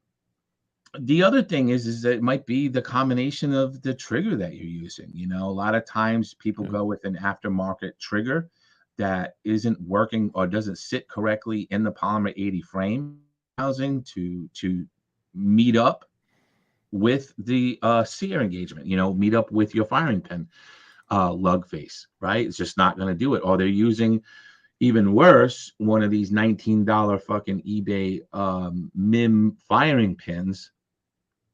Oh, dude, I didn't even know that was a thing until you told me. Yeah. I I don't know. That's another whole thing. Just don't do it. Yeah, a firing pin in MIM that's two pieces. Yep. It's really asking for trouble, guys. It's just really asking for trouble. Yeah. But anyway, um, but the other thing you can do, which I told you about, right? We had our conversation about it, Mhm. is you can use a pre-H trigger, right? You can use an SP0 1293 trigger, right? Which is a trigger from the 2000s, right? Early Mhm. 2000. Pre-EH serial Glock, so about Gen 2.5 or so, 2001 is when they switched over to the trigger we use today. right? But the triggers before that, I actually probably have some. Their cruciform is already kicked up. It's already high enough, right? It's kicked up more than a standard trigger. So if you put that trigger in, it's automatically going to sit higher and probably give you the 2/3 coverage as well. Okay. But still, you have to treat the root cause. Okay. But if all your stuff is done, your levels, everything's correct, that would be a good solution to still use the factory part, still have the safety in the shoe, still have the Yeah. safety in your firing pin to trigger, and then have that correct sear engagement. Let me get a 1293. Hold on. Yeah, I actually came across. I got a few second generation Glocks, and I didn't even think about that until you mentioned that today when we had our conversation. Hey, Princess Kicking Butt, great to see you. Tech Money, what's up? I got a couple of those PH triggers. Yeah, so I got a small collection of second generation Glocks because I honestly have a fascination with the first generation 17s, and I would love nothing more than to have a first generation 17. But Dark, they made that, P80, Gen 1 renew whatever. I don't want a new one. I want an old ass first gen 17. So your 1293, it's just a regular Glock. Right? This is just from Gen 1 to Gen 2.5. And you can tell it's a 1293 because on the cruciform, it's going to have a plus symbol. I don't know if we can see that, but right dead center, it has a plus symbol where yours will have a dot. Actually, let me turn this on. Hold on. I think if I turn this on, You can definitely see like the stamp, the area where it was stamped. 1 second. You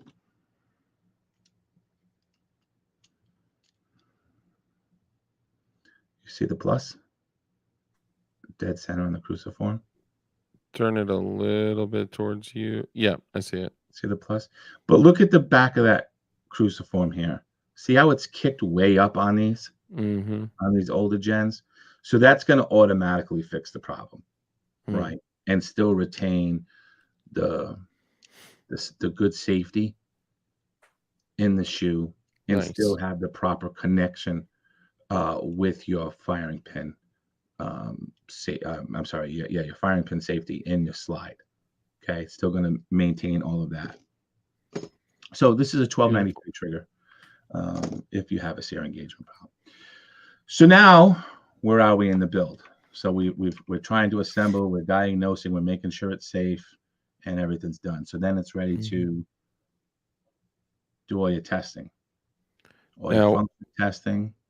When I see this on Reddit, typically what I see is people just say, "Okay, I'm done." I take a loaded mag, throw it in, and just start cycling live rounds through it to see if it works. Yeah, and we should be using snap caps. Yeah. You can even 3D print snap caps, y'all. Come on. I mean, it should be for a firearm that you don't know is safe or not in a place that is not safe for you to fire a handgun. You should not be cycling live rounds through your gun until it's already proven itself to be safe. Yeah. Goes without saying. Yeah, you would think. Yep. Safety is no accident, as they say. Yeah, yeah. Right. Okay, so I think we got through quite a bit here as far as all that's concerned. And do a drop test. I teach you how to do that. Yep. In a safety video. Just go to MGB safety video. The shit nobody watched. Isn't that crazy? I know. I watched it. I promise. Yeah. I think it's telling, right? When the videos on frames and polishing LPKs and all that stuff. I mean, people watch for hours and hours and hours. Yeah. And a safety video, because that's why let's say you for an example, because I didn't do a whole lot of Polymer 80 content. That's why you did this, was for safety. It was for the purpose of people being able to build safe firearms that were reliable, trustworthy, and safe. And a lot of people were just kind of neglecting that information. Well, to be quite honest with you, I think one of my biggest pet peeves in this entire censorship regime that we're in Mm-hmm. is that they have made something we love completely unsafe because there's actually no safe information. Yep. It doesn't exist because they wiped it, Yep. you know. So you know that's a fucking crime in itself right there, you know. For sure. Um, uh, the safety aspect is going way down, way down, and I think that the the stuff that we were seeing, especially when the 76% bridge frame dropped, Mm. was highlighted just how bad safety wasn't even being considered Yeah. anymore, you Yeah. know? You saw way more. And I think a lot more people were posting than they normally would because they were kind of stuck on this build, you know? Yeah, So I've seen some crazy stuff in the past. I've even seen on other popular YouTubers' channels, people sending in videos of them dumping live rounds out of a moving vehicle window over neighborhoods, right? Like crazy things that you would never even imagine. Like yeah, it's insanity. But I mean, the people that were cutting corners on builds, all of a sudden, their pictures, their posts, their threads, they're all over the videos, all over the place. They're popping up yeah. because people were stuck on that bridge frame, and that's why we made things like Yeah, this. yeah, and by the way, folks, I'm not sure how many people know here, but, obviously, I don't post to YouTube, but my last YouTube video that I did in March was on DLD's jigs. That was the Yeah. last video I did, and, they took that down, and I haven't posted since then. But they no longer allow me to live stream, comment on videos, pin comments. They don't allow me to use the community tab. So basically, they've rendered the entire channel useless to me to even upload anything. Um, That's so but the ridiculous. DLD jig video, when I published it, I mean, the velocity of views out of the gate was enormous, right? And it's still to this day, it's free on Freedom Crew University if you want to go there and download it. That's why I'm telling you, because it's the most downloaded video that we have, Is it right? really? I'm pretty sure it's either one or two. Dang. Hold Okay. on.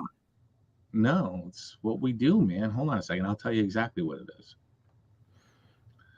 Ting Ting, I wouldn't recommend boob carry. I don't know if you're using a flashbang. You remember? Do you ever see that flashbang holster? MGB, you ever see that flashbang I'm sorry. holster? I was looking at something else. I'm not on the stream. What? Oh no, you're good. You're good. There's a holster called a flashbang. Now, this was probably the best marketing ever. It was for women, and it was a holster, but it was on a loop that they loop around their bra and then Uh-huh. snap it. So when they draw their gun, they flash and then bang. Nice. That is a Yeah. good marketing technique. I mean, I Yeah. would love to be. You know what? I would like to just go out there and tell everyone that I am a professional Ah, flashbang instructor. So if you guys want to do some blue yeah, gun training, yeah, y'all let me know. yeah. It's all good until it catches on and becomes massive, and then the ATF will say it's a machine gun because it can get on the bra strap and fire fucking Yeah. automatic rounds, and they'll come up with all sorts of shit. Oh, trust. If I if don't we do want a it. flashbang course, it'll definitely become massive. So yes, sir, your DLD, the two together, the Polymer 80 76% frame overview, and your DLD jig video as a combo are the two most downloaded videos on the website. Damn, Yep, bro. had 192 downloads last month. Dang. Okay, That's that's what's up, man. I like a it. I hell of a like it. video. That's awesome. That's Yep. awesome. And I did post it to Rumble. So it was Beautiful. one of the first videos I posted to Rumble. And I am working through a lot of that content so that we can work on some new content. But basically, the hub is going to be at the school, right?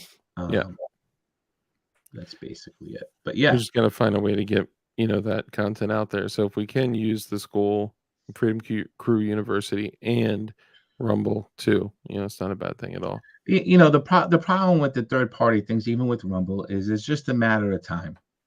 Yep. Honestly, I hate to say it, right? But I I'm think I'm we've with been you. around here long enough that tyrants do tyrant shit, and it's a matter of time before they find some sort of way to Yep. fuck with them. You know, I think the Pollard story was so telling of the power and influence that they have, you know. And so there will come a time where, you know, that'll be on, and we're gonna all have to get behind Rumble. And I think that was part of like not only our discussion, like where you really turned me on to get in there and Yep. get on there, but I think that there's gonna be a time where, and I think we see it, right? But there's a time, there is no competition to YouTube. Zero.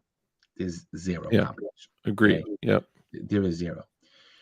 However, YouTube has not found a way to make money yet, Yeah, they're struggling, and they keep taking it right? from content Like creators. they make a ton of money, but they spend a ton of money. Yeah, they don't keep it. And a lot of what we're going to see coming down that pike, I believe, is going to be Rumble taking a successful route the way they've set up their fight, because they really are about like signing these contracts and doing that. And I know it's tougher for smaller creators, but the reality is a smaller creator doesn't have a fucking chance on YouTube anymore, especially if Yeah. you're talking about topics, anything to do other Oh, than the like narrative. yeah, yeah. Forget it. You know, so I think that, you know, over time we're going to see, and I think a short amount of time, we're going to see, especially because YouTube's been so aggressive in kicking off huge fucking names, Yeah. right? Yeah. Huge names. You're gonna see that audience move. And now you got the stuff going on with Ross. I don't know if you've seen this, but he created that app Oh, that yeah, yeah. allowed, right? You told me And about now that, yeah. fucking YouTube started silencing him. You know, like that fucking guy has been instrumental in protecting consumers from, you know, all sorts of fucking scam artists, right? And educating consumers. He's got like 3 million followers, you know, and he's a That's humble, crazy. down to earth guy, you know. Um, but That's anyway, crazy. I Well, if it, go ahead, go ahead. yeah, no, I'm just gonna say if it's not him, somebody's going to create something else that's gonna undo it because people are sick of Yeah. it. People are sick of it. I think, and this may be kind of a distorted or skewed view, but I think, like you were saying with Rumble, it's only a matter of time, right? Excuse me, guys. I'm a little under the weather. I'm okay, but I'm a little under the weather. So, the thing that I believe is YouTube wasn't always anti-freedom, right? YouTube just wanted to be a place for people to be able it's in the name YouTube, tube being the TV, you being on the TV, right? Becoming the new TV of the future. The idea that a person with a camera could create content and look how far we've come, right? Anyone can do it, okay? And they just wanted to be a place for stuff. Now, over time, when you integrate money, a lot of money, and when you integrate power, and when you integrate two companies like Google and YouTube together, and then you know that they're working with the government and things like that. That's even with all that aside, okay? So let's say this. So let's say Rumble, launches.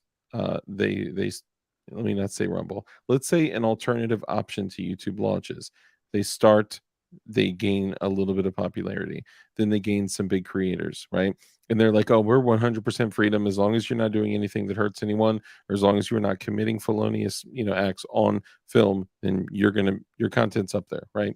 So then they get a little bit bigger, and then as they get bigger, I believe that they're either going to be destroyed or bought out by the other people that are, making the rules like YouTube, or they're going to have enough money or power or whatever they want dangled in front of their face, or they're going to be, bought, sold, or convinced, or something. Something is going to change them to where they no longer have the same views or whatever it may be. And I think no matter what it is or who it is, will probably be headed in that direction. However, there are people in the world who cannot be bought. There are people in the world who will literally throw money in the burn pit and light it on fire in front of all of y'all, Mm-hmm. and y'all are looking at two of them right now. Mm-hmm. So if we have this platform, and I think I'm actually, me and you may be the only ones that have done live streams on Freedom Crew University. Yeah, that's a I think, great part about, like I said, building that foundation. We have own channels on the website, right? So yeah, yeah, we're going to continue our message no matter what, whether yeah, there's one person in the room, 100 people in the room, 1,000 or 1,000,000. It doesn't really matter. yeah, As far as like this stuff's concerned, here's the ultimate game. So Flying Rich is here, right? yeah, Flying Rich said it fucking perfectly on the phone with me. The left has this weird way of always eating their own. yep, And there's going to come a day when all this stuff that they're doing, and YouTube's playing along, that the left is going to eat them too, you probably. know. And there's going to come a day, I'm telling you, there's going to come a day, and I think it's in the next 5 years. And I just don't know when, but I think it's in the next 5 years, where they force a breakup between YouTube and Google. Yeah, And YouTube's not going to be able to survive financially on its own without Google. never, never. They And are when that not occurs, profitable. the performance trigger, the performance trigger is being pushed heavily, Hmm.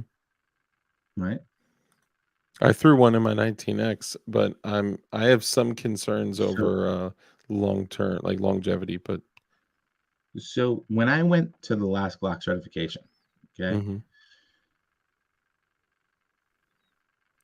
I'm gonna be straight up with you guys. I was very disappointed. Okay, these classes to me are easy.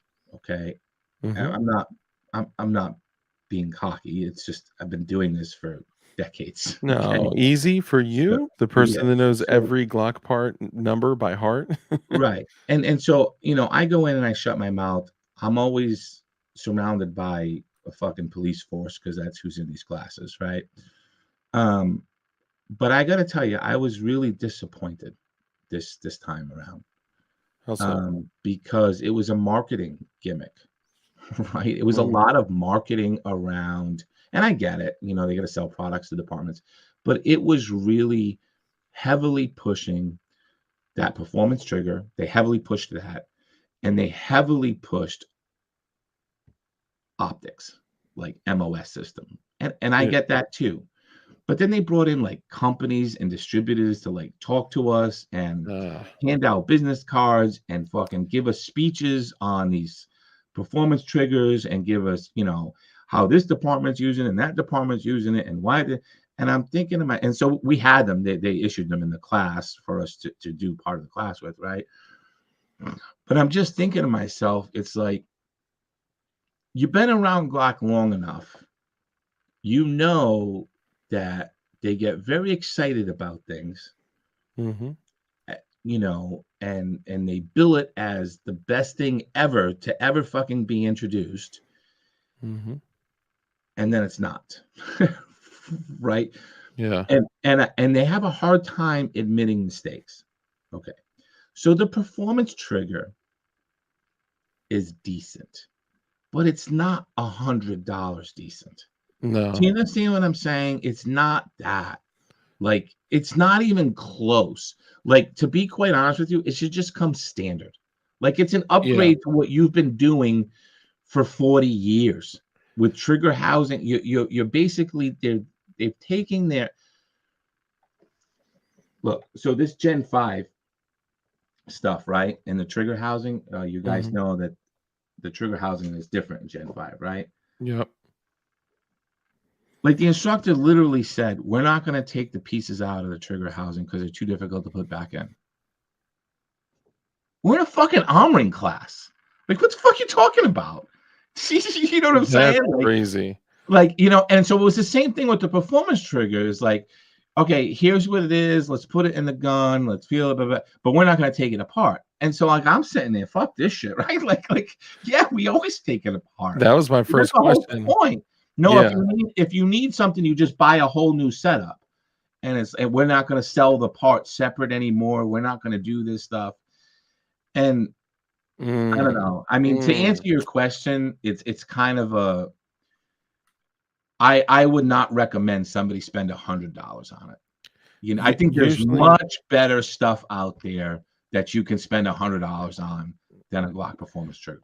Just my yeah, opinion. I Just my I opinion. agree. The going price on it now, like online, is about 70-75 bucks. Gun shops are selling them for about 100.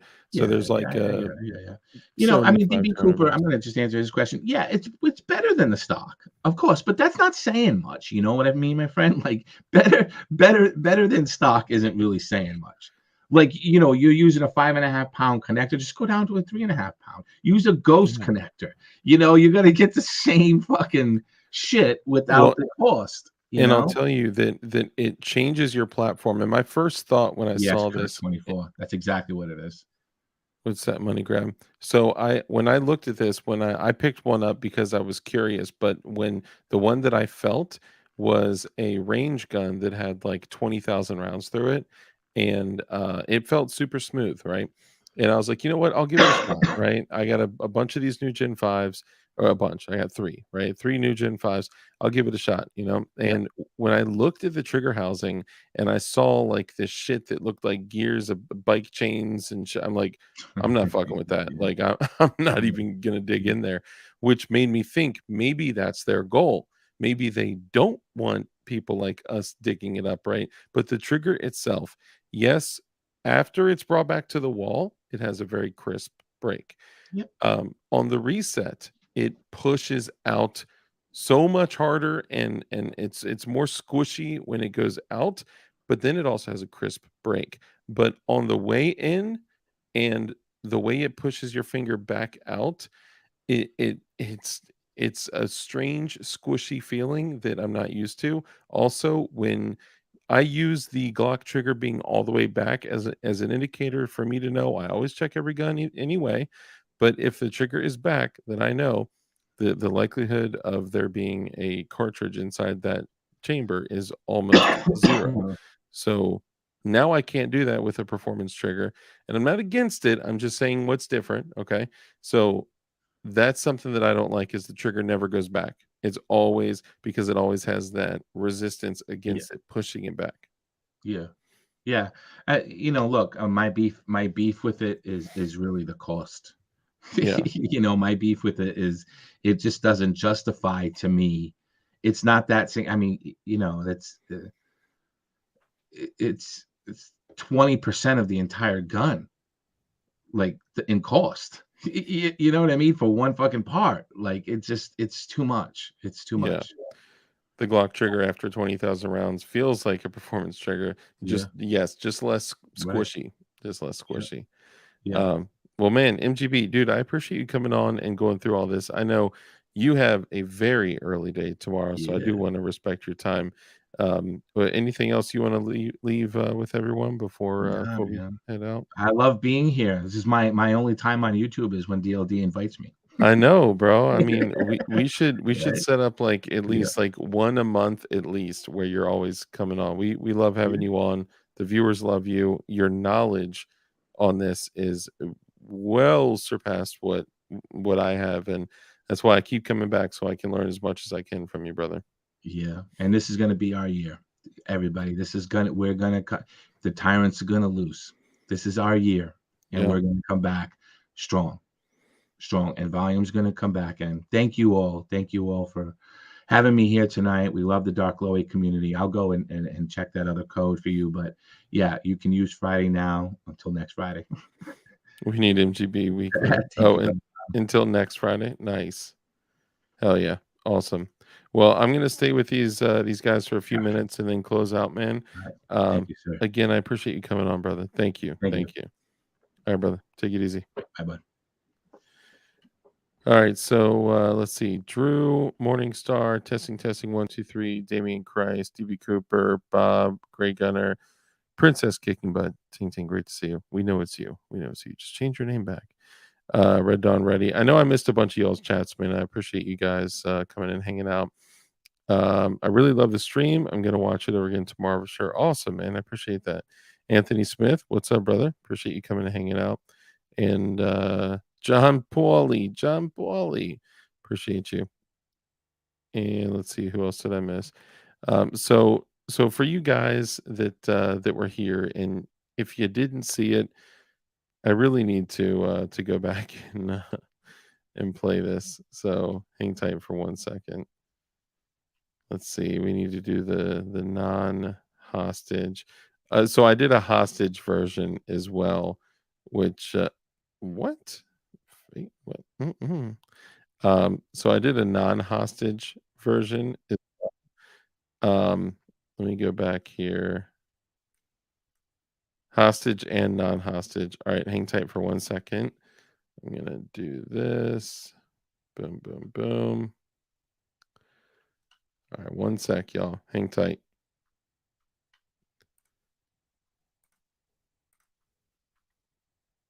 Boom, boom. I got to turn my mic off for 1 sec.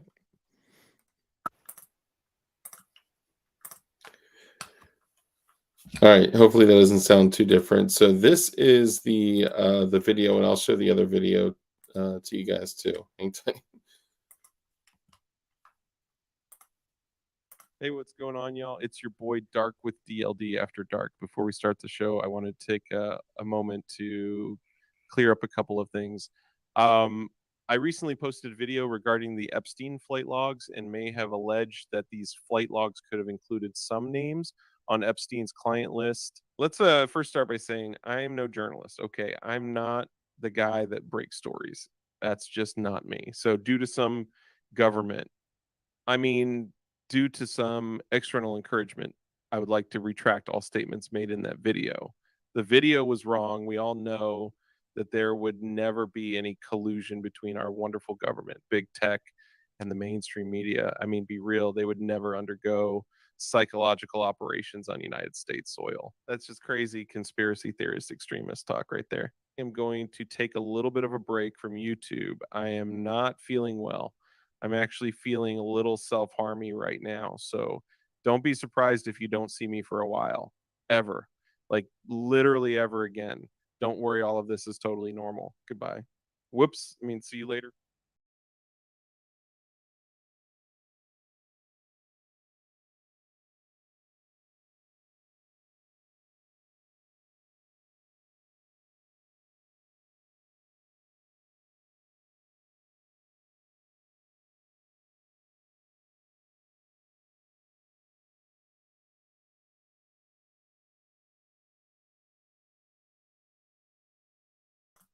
My bad. I thought I was in there. I was talking and shit.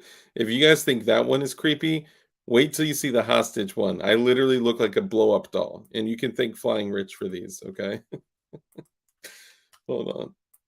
This is the hostage video.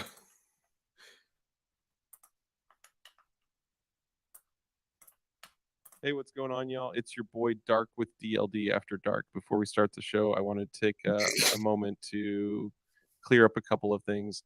Um, I recently posted a video regarding the Epstein flight logs and may have alleged that these flight logs could have included some names on Epstein's client list. Let's first start by saying I am no journalist. Okay, I'm not the guy that breaks stories. That's just not me. So, due to some government, long pause. I mean, due to some external encouragement, I would like to retract all statements made in that video. The video was wrong. We all know that there would never be any collusion between our wonderful government, big tech, and the mainstream media. I mean, be real, they would never undergo psychological operations on a soil. That's just crazy conspiracy theorist extremist talk right there. Anyways, guys, I wanted to let you know that I am going to take a little bit of a break from YouTube. I am not feeling well. I'm actually feeling a little self-harmy right now. So don't be surprised if you don't see me for a while, ever. Like literally ever again. Don't worry, all of this is totally normal. Goodbye. Whoops. I mean, see you later. Bro, all right, let me put my ish back on. Hold on.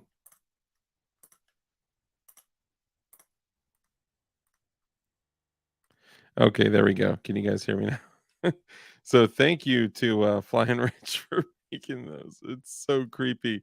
Okay, now the creepy thing is that now they were made to not look real. Okay, they were made to be clear deep fakes. Okay, what I did not want is for you guys to think it was actually me saying those things, because some of you guys would actually like seriously get concerned.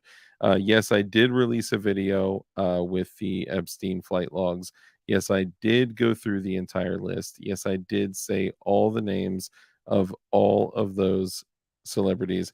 What I was thinking of doing was actually having Rich make a video of like a deep fake of Will Smith saying like, due to the DLD After Dark video addressing the Epstein, I'd like to, you know what I mean, something funny like that. But anyway, I thought this was a funnier way to go, and it was just fun, you know. Um, Firearms Unknown, is Firearms Unknown in here? Stop playing. Dark is usually pretty squinty. It's because when I smile. So when I'm regular, I'm like this, and when I smile, it closes my eyes. It's not my fault. Did somebody say Firearms Unknown came in here? Man, if you are in here, shout out to Firearms Unknown. Those are my peeps. Crazy man, the eye is still creepy. I know, I know. So that's what you look like when your PWEDC shifted. Yes, exactly. Eminem likes kitties. He's on the list. Alleged. Yeah. So okay. So you look methylated. Uh, double perp, double pupils in the right eye. As I was, dang, that's crazy. So okay, a couple things. I made an error. Okay, initially, I made an error uploading that video because I said that it was the Epstein client list. That was a bad move. I then went back and changed it because what it is not a confirmed Epstein client list. What it is proof of flight logs. Okay. Now, could the flight logs prove that some of those people or all those people could be on that client list? Maybe, absolutely. But here's some things that we've done in the last day or so to confirm as much information as we can. So, you guys know that Rich is a super duper genius when it comes to anything related to planes and all that stuff. He actually looked up the pilot's name that was on the logs. He confirmed that that logbook is indeed an accurate logbook. He has the same exact logbook. He looked up the pilot and he pulled up the pilot's license that's referenced on the logs. And apparently, the pilot's license is the correct license that he would need to fly the type of plane that Mr. Jeff Epp, I guess I'll just say that at this point, was flying. So that looks legit. Also, I chatted with my guy Hat Creek about Amiri King, and I learned a little bit more about. You know what? On the rest of the stuff, I'll hold off on, but it is seeming that the source is legitimate in this case. So if you guys didn't watch it, it is on Rumble. It's also on YouTube, and go watch it. You can, if you want to, you can hear all the names that are on the flight logs, and it will completely destroy your perspective of Ghostbusters. It will completely destroy your. If you were a No Doubt fan, if you were a an Infinite or Marshall Mathers LP, Slim Shady LP fan, if you've ever, you know, gotten jiggy with it or danced to Wild Wild West or you know, anything like that. If you've ever sang that song, "'Cause all of me loves all of you." Yeah, it's gonna be creepy from here on now too. So John Legend, Chrissy Teigen. Do you guys like the Blueprint? I dropped the Black album, then I bet yeah. Sean Carter is on the list too. Chelsea Handler, you know, all these names were on there, but the reality is that it some of them could have been there for entertainment because they did a lot of, well, on record there are a lot of other fundraisers and events and things that occurred. Chris Tucker's on there, a whole bunch of names are, so just go watch the video, okay? Let's see. Logs been wiped of politicians. Go figure. So, about that, if you guys look at the logs, there are a lot of initials. I want to find a way that we can do some serious digging on the initials and the dates and see what that means. And if we pull up some initials, and if those initials had certain events or public things in certain areas at certain times, and we can cross reference and use our internet autism for good, then we may be able to find something out. There are also a lot of other logs that literally just say seat 23B female, seat 16A male. I would guess that those are minors, unnamed minors.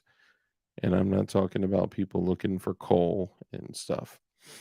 Um, anyway, we'll go ahead and wrap it up. I got to crash. I got stuff to do in the morning. We know that the initials can only be high profile people for sure. The pilot isn't flying nobodies 100%. Bill Cosby or Bill Clinton. Yeah, Bill Clinton. Yeah, Bill was definitely on there. I mean, he's got like an Iron Man, Robert Downey Jr. Yeah. John Legend looks like he would be an island regular. It didn't say how many times these people flew on that plane, so good God. Those are trafficked kids. That's what I believe as well. Um, if you were friends with that fuck after he was convicted, you're guilty by association. Everybody knew, not knew what he was about. Which person we talking about? They touched the dirty cheese. Can't cure the cheese touch. Yeah, the cheese touch. Uh, watch it before it is gone. That's true. I mean, it's possible that it could be removed. It's possible that I could be removed from this platform or others. I don't know, but look, dude, I said on that video that the reason that I was doing it is because I have an obligation as a father. Okay, my daughter is young. Okay, if I am able to do anything or even be a part of something where I can get information out that could potentially stop or even just reduce by a few children that are being trafficked, I had said on that stream that I'm going to do it. I had said on that stream that there were 2,300 kids a year that were missing in the United States. I was wrong. Okay. I misspoke. It's 2,300 kids per day, per day they go missing. Now, I think it was M. Gabriel asked, well, how many of them are recovered? I don't know, right? I'm sure there's more information we could dig up, but just just knowing that 2,300 kids go missing in the United States each day, and that doesn't even start to touch all the illegal immigrants that are coming over the border wall that are being trafficked too. And there are very sophisticated systems that use like government resources to traffic kids. And it's no joke. But also, I understand that there's also a level of seriousness with this, that a lot of people have been killed over this situation. How many people have been murdered so far or had their lives ruined over this exact situation with Mr. Jeff Epp? So, yeah. Too bad Epstein didn't have a Saudi pilot. Oh, man. That's actually a really good point. Nothing will convince me that the government isn't enabling it. Oh, totally, bro. It's for them. It is literally for them. It's not something that they just allow to happen. It's something that they encourage and finance to take place. All of their disgusting ways, the things that they want to do that they're not allowed to do, that is their way to do them. And they're disgusting people, and we should rid the world of disgusting people like that. That's all I'm saying. Um, Dark, please don't disappear. I promise I will do everything in my power to not disappear. Trust me. Uh, yeah. if for them to catch me not strapped and catch me slipping and catch me not paying attention to everything around me and every single person around me and looking at everyone's waistbands, hands, and pockets and eyes and y'all are gonna have to do a lot of hard work. I mean, there is literally 20 to 30 minutes a day that I am not wearing a tool on me all day. And guess what? That's when I'm in the shower. And guess what I got? I got a shower gun, fools. So on me all day, 21. And if y'all can get through that, I mean, look, I know they don't have, look, I don't even want to talk about it because I don't believe that I am even remotely close to enough profile to get anywhere in their radar, right? If anything, they're going to hit that dude, Amiri King, that got 7.1 million hits on that thing in 2 days. Okay. So that's who they're going to go to. But all I did was read his post. That's, yeah, that's all I did. Anyway, not one solar panel on that island. Um, No self-harming. I'm feeling self-harmy right now. Oh, man. Some wannabe rappers tried to sell me an album. I gave them $1 for it. They were all pointing me out at the LQ store. Stand by to see if I get a free giggle switch. Bro, be careful. Don't do anything crazy. All right, well, let's go ahead and wrap up. I just want to say thank you to Marine Gun Builder. I want to say thank you to Rich for making those AI deep fakes of me so we could do fun, exciting things like this. And thank you to you guys. I did do the merch drop on DLD hardware, and I just realized something though that it's supposed to go through. It's supposed to be fulfilled by Printful, um, but now I'm getting orders to ship them. So let me check into this. The system is good. The order will go through, but I just need to figure out if now are they shipping it to me and then I'm shipping it to you guys, or because I don't want to buy shipping labels twice. So I'll confirm that. Anyone that's placed an order, just hang tight and I'll have it taken care of by tomorrow. And yeah, there is new merch available on DLD hardware. It is the Sleepy Roofer stuff. Okay. Now I'm going to be going to put more stuff up there. Um, the new beanie is dope. I'm going to grab one myself. The uh, the other thing, let me see if I can pull this up here. The shirt that all you guys wanted. You know what? I think I have it on this. Hang tight. Uh, let's see. Oh, that's weird. That's still uploading. Hang on one second. Let me refresh. Dope. Okay, that's up there. So let me look at this. So we got the hoodie, the Lazy Roofer hoodie. We got the Lazy Roofer plus ATFogram hoodie. And we have Lazy Roofer pillow. We got the Lazy Roofer flag and then the ribbed knit beanie. Hold on, did I not upload the shirt? Oh my god, how did I not up? You know what? Okay, so then I'm gonna upload this right now because yeah, this thing is pure fire. So my templates. So hang tight for just a sec. Do you guys want me to post the Lazy Roofer backpack too? Is that something that you guys want? Let's go back. Let's go to new products. Here's what I'll do. T-shirts. Sorry, I'm not looking at chat right now. Y'all hang tight for just a sec. We're going to do a t-shirt. And I already made this, but I guess it may have been a different store. And then we'll do navy blue. And then we're going to do font. Dang, I already did this whole thing. Why you going to make me redo it, bruh? Bruh. Okay, so the text.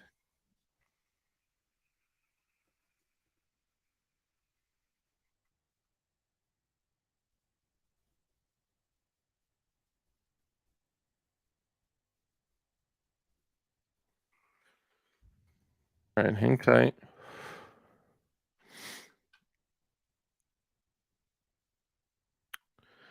Where's the font? Ah, here it is.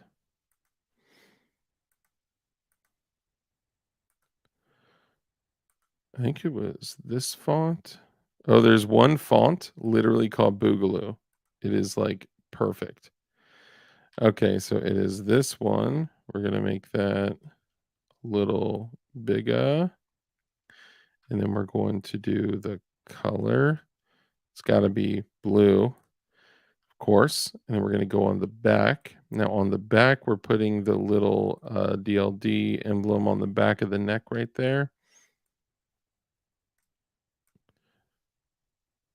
So, sorry, y'all, hang tight just for a sec, okay? I shouldn't be able to put it past the little point if it's like, come on, let me zoom in on this thing. Hold on. Okay, so this is, that makes sense. That math checks out. Okay, so that should be good. Yeah, I'll just leave it like that. Okay, so that is that. And everything is more expensive because I did like all the printing on all like the whole hoodie is totally covered in printing. So it's more expensive and I can't control that. Front Thiga Vermint did 9/11. Okay, that looks good. So we're gonna do that. Let's double check the font. There were some dope fonts here. No. It's funny, but no. That actually looks kind of cool. Man, I wish you guys could can I show this to you guys? Let's see. You know what? I'm gonna show it with you guys. I'm gonna show it to you guys. Hey, Gert Chop, good to see you. Let's see. Sorry, I wasn't looking at chat here. I think I can screen share this. Oh, this font is Barrio. In el Barrio. I kind of think that's the one though. All right, you know what? I'll screen share it. Oh well. Oh, no, I'm just gonna run with it. All right, hang tight for a second, and then we're gonna pull it up. Boom, boom, boom, boom. Okay. See, that kind of looks out of place though. Hold on, y'all. Bear with me for 1 second, and I'm gonna pull this up so you guys can see it. Boogaloo. I really wish I could do that. All right. Hang tight, mate. Man, shouldn't I be able to just screen share this, bro? What is going on? All right, hang tight. I'll pull it up. And it has the back on it as well. Yeah, I'm not even I can't pull it up and screen share it. It's got like all the info here. I'm just gonna have to take a picture of it and share it with you guys. You know what? I'll just post it on my site. Why not?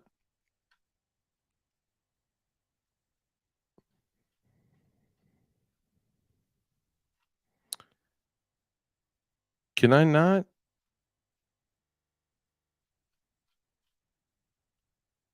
Hold on. Okay. Wait 1 sec. Got it. All you guys being patient here. Thank you so much. Boom, boom, boom,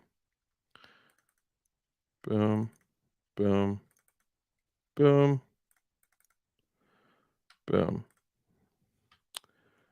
All right. And I have up to 5XL for you large gentlemen out there. All right, submit to Stowe. Now I'll be able to pull up DLD hardware.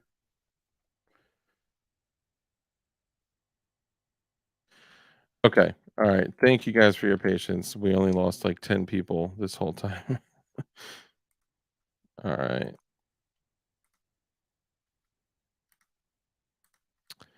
Okay, so we're pulling this up now. Okay, so there are part of this is like the jig collection and this and that, blah blah blah. What we're gonna do is we'll do catalog. We got all this stuff, the stickers and all that. Let's see. It should just be. I could probably just look in. So we got all the jigs and all that. Ah, here we are. Okay. So this is one we got here. This is the Lazy Roofer plus ATFogram hoodie. This is the one where the stars are for sleeping ATF agents, and then the picture of the dude here uh, has the sleeping ATF agents as the stars, and then the lazy roofer on the pocket. That thing is pretty fire.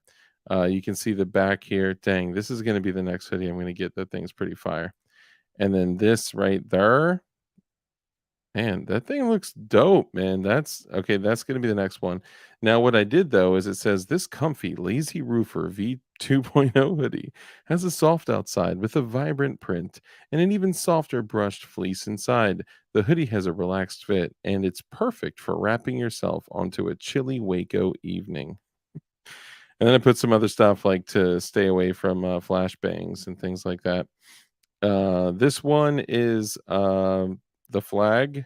Um, Look, I know some people are going to have some kind of feelings about this, okay? Because look, it's a reversed American flag. Some people aren't going to like that.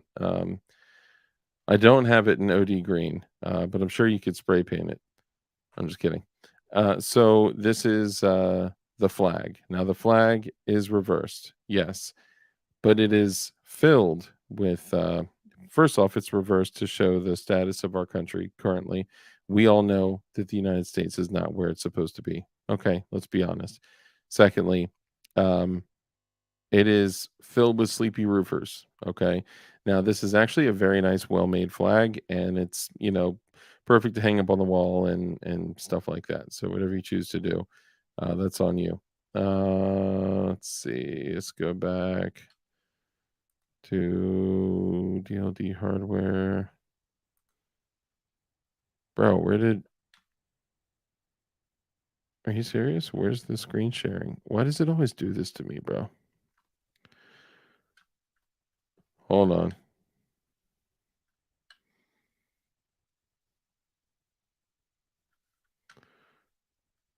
Bro, come on. This is so frustrating. I hate when it does this. Hold on. I'm going to have to pull it up again because it sucks. DLD hardware.com. Okay, here we go. All right, hang tight.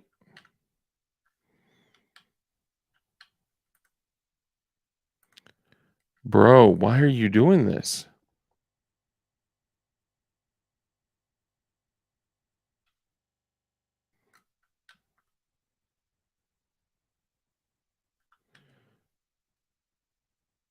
Am I tripping? Like why does this keep moving the GD tab? Anyway, okay, here we are. I just can't move from it. Oh, nice. Thanks, Real House Cat, for following me on Rumble as well. All right, so catalog, we'll just go back down. I got all this stuff here. Let's see to the second one. All right, now this is the other Lazy Roofer hoodie, which I actually physically have this other one right here. And this is the same one that you guys have seen before. This is the Lazy Roofer hoodie with the patterned sleeping ATF agent in navy blue in the middle, light blue on the sleeve, red on the other sleeve, electric blue on the pocket, and purple on the hood. And this actually gets a lot of attention. Every time I wear this hoodie, people are like, "Yo, that hoodie is fresh, bro." And I'm like, "Thanks." And they're like, "Yeah." And then no one ever asks what it is. Like, no one ever asks, "What is it a picture of?" Which is hilarious. This is the Lazy Roofer pillow for all those lonely nights. It is the same as the other hoodie. You have the four sleeping ATF agents as the stars, the monogram stars. I also have this one physically here with me. It actually really goes with the decor in my home. And then on the other side, you have the sleeping ATF agent as well. That was the first sleeping ATF agent of Waco. And here you have that and that. Come on, flip it over the other side, baby. There it is. So there is the other side of the pillow. It's actually a great little pillow. I'm not gonna lie. So there's that. Isn't it so cool how they put it in the pictures like that? You gotta love that. Now, the other thing here is I don't know why they did. Yeah, don't put maroon. It's navy. So this is probably the coolest one. Um, the Vermint did 9/11. Can't say it any differently than that. It is what it is. Now, for some reason, some people have had like a really difficult time understanding what it says. So don't feel, and it's got the little DLD Kim light on the back of the neck there. So don't feel like, man, everyone's just going to automatically know exactly what it says. Dude, I pulled this up and I super chatted people this. I pulled it up on streams and I had people that are like, thick, I don't know what that means. Vermint, uh, deny 11. I had on who was it on the Out of Battery podcast? They were like, "Is that Polish?" So anyway, Sleepy Roofers. This ain't the Mexican American War. Yeah, this is they're sleeping. Um, I don't know what that means. The Vermint did 9/11. Bingo. Bingo. 7-Eleven was a part-time job, according to Sport Brand.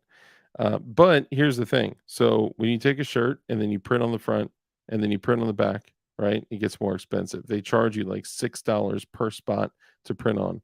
And then it's like, okay, the hoodie, well, that's going to be costly because it's like, well, we're printing on the front and we're printing on the pocket and we're printing on the sleeve and we're printing on the other sleeve and we're printing on the hood. It gets costly. So it's not cheap. I'm not making money off this stuff. That's why, I didn't do it for so long because I couldn't work time into my schedule to do it, but it's up now. So if you go to DLD Hardware and if you go to best sellers, all of it will pop up. You'll have to sift through the other like jigs and tools and other stuff that's on there, but yeah, feel free if you choose to.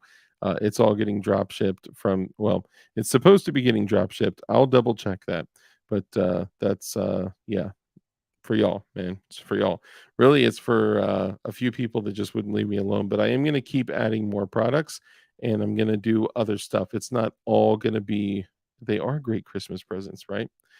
Um, it's not just going to be Sleepy Roofer stuff, but that's definitely going to be some of the biggest pieces too. I'm also I placed some orders, and I'm going to be getting some stuff in. um, Is there anybody in the chat that currently has an iPhone 13 Pro Max? If you're in the chat and you have an iPhone 13 Pro Max type 1 right now. There's a reason that I'm asking this.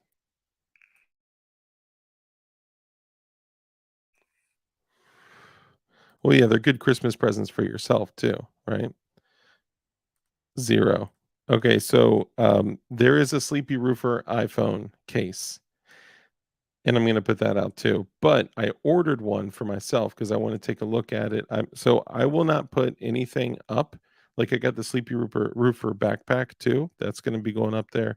That's actually really dope. I'm not gonna lie. It is a great gun bag too. It's got a place for my wife does, and she is next to me. Does that count? Benchies, what's up, brother? I don't know if your wife would want to rock a an ETF agent that has been given back to the earth from whence he came on her iPhone. However, I'm going to be giving it away. So I'll be giving that away. I'll be giving some other stuff away. I got a couple tack knives things that I want to give away too. And the other products so if I'm thinking of doing a product, what I'm going to do is I'm going to buy it myself. I'm going to order it, wait for it to come in, and then I'm going to, if I like what I see and the quality is decent, then I'll post it up there for you guys if you want it. And just know, like I said, I'm not making a bunch of money on this at all. This is just something that I'm doing so we can we can have something to remember all these beautiful times. Okay. The other stuff, I'll be doing some tack knives giveaways. I'm also, for you guys that don't know, there's going to be a huge tack knives and tackcom. That's their new website for like their whoops, for the like higher end stuff, like these bad boys. There's going to be huge Black Friday deals, and that's starting on the 20th. So you will be able to get massive discounts, and then if you use code DARK, you get 20% off. And right now, I think you can get a Gideon Optics red dot for like under $200 if you use code. I think that's code Glowies, but all of that is in the description. So if you do want to support the channel, then you can go in the description, look at all the different sites you can go to and all that. And shout out to the folks that nice. So a bunch of you guys have 13 Pro Max. So I will be giving that away. I just wanted to gauge if there were people. Ron Wayne, great to see you, bro. I just wanted to gauge if there were people that actually like had one. If no one responded, then I'll just keep it because I have a iPhone 13 Pro Max. Anyway, let's go ahead and bring it to an end. Just so you guys know, there is not going to be a stream this Saturday. I may try to do something. I may try to pop on for a little bit. I may even release a new deep fake. So, yeah, it'll be fun. All right, so let's go ahead and wrap it up. So, guys, first off, I just want to say thank you so much for all the support. You guys are incredible. Let's make sure we also support the companies that support us. So, like Gideon Optics, like Goombeam. Goombeam, if you use code DARK on Goombeam, you save money. If sad face, um, Goombeam, you save money on Goombeam, Gideon Optics, Tack Knives, all sorts of stuff out there that are those super based companies that support us, and we love them for it. What kind of other like YouTube channel do you know of that comes on and walks through the entire process from start to finish of doing the framer? Lazy roofer, lazy framer. Um, anyway, guys, show them some support, show them some love because they always do the same for us. So we appreciate all you guys and appreciate you, the viewer, because you're why we do this. So in the end, all we have is our rules. Okay. Let's make sure that we follow the rules. Rule number one is to be kind. It's so important that we're kind in everything that we do. That brief interaction that you have with somebody else could have a massive impact on their life. So be kind. Rule number two is to live a life of care, compassion, contribution, give to others. When you bless others, you become blessed. A hand that's open to give is open to receive. Rule number three, because we know the only way for us to defeat evil is with good men skilled in violence. So make sure that you're becoming as highly skilled in violence as you possibly can be, and be safe, be dangerous, and keep that thing on you. And with that, ladies and gentlemen, we are out of here. I love y'all. Take it easy. Bye.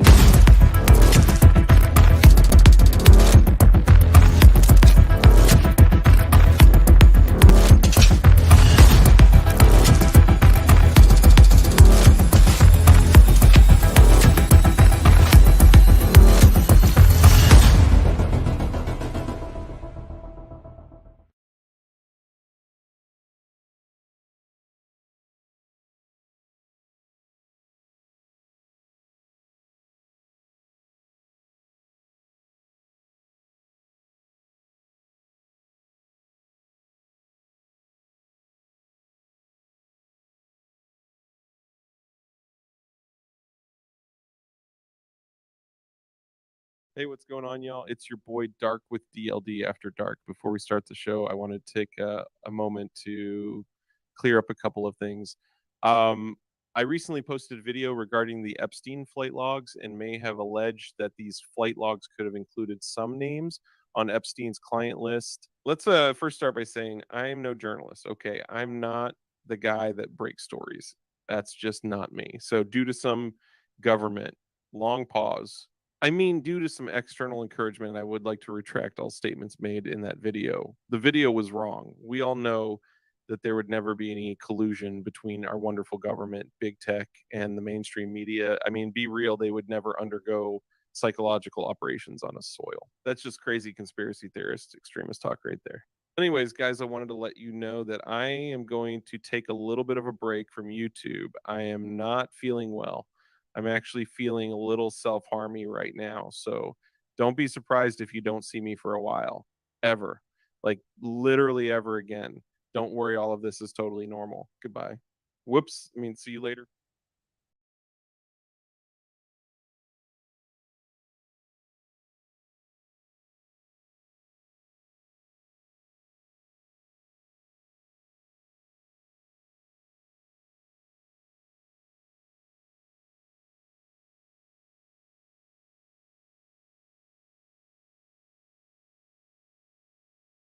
On, y'all? It's your boy Dark with DLD. Hey, what's going on, y'all? It's your boy Dark with DLD After Dark. Before we start the show, I want to take a moment to clear up a couple of things. Um, I recently posted a video regarding the Epstein flight logs and may have alleged that these flight logs could have included some names on Epstein's client list. Let's first start by saying I am no journalist. Okay, I'm not the guy that breaks stories. That's just not me. So, due to some government. I mean, due to some external encouragement, I would like to retract all statements made in that video. The video was wrong. We all know that there would never be any collusion between our wonderful government, big tech, and the mainstream media. I mean, be real, they would never undergo psychological operations on United States soil. That's just crazy conspiracy theorist extremist talk right there. I'm going to take a little bit of a break from YouTube. I am not feeling well. I'm actually feeling a little self-harmy right now. So don't be surprised if you don't see me for a while, ever. Like literally ever again. Don't worry, all of this is totally normal. Goodbye. Whoops. I mean, see you later.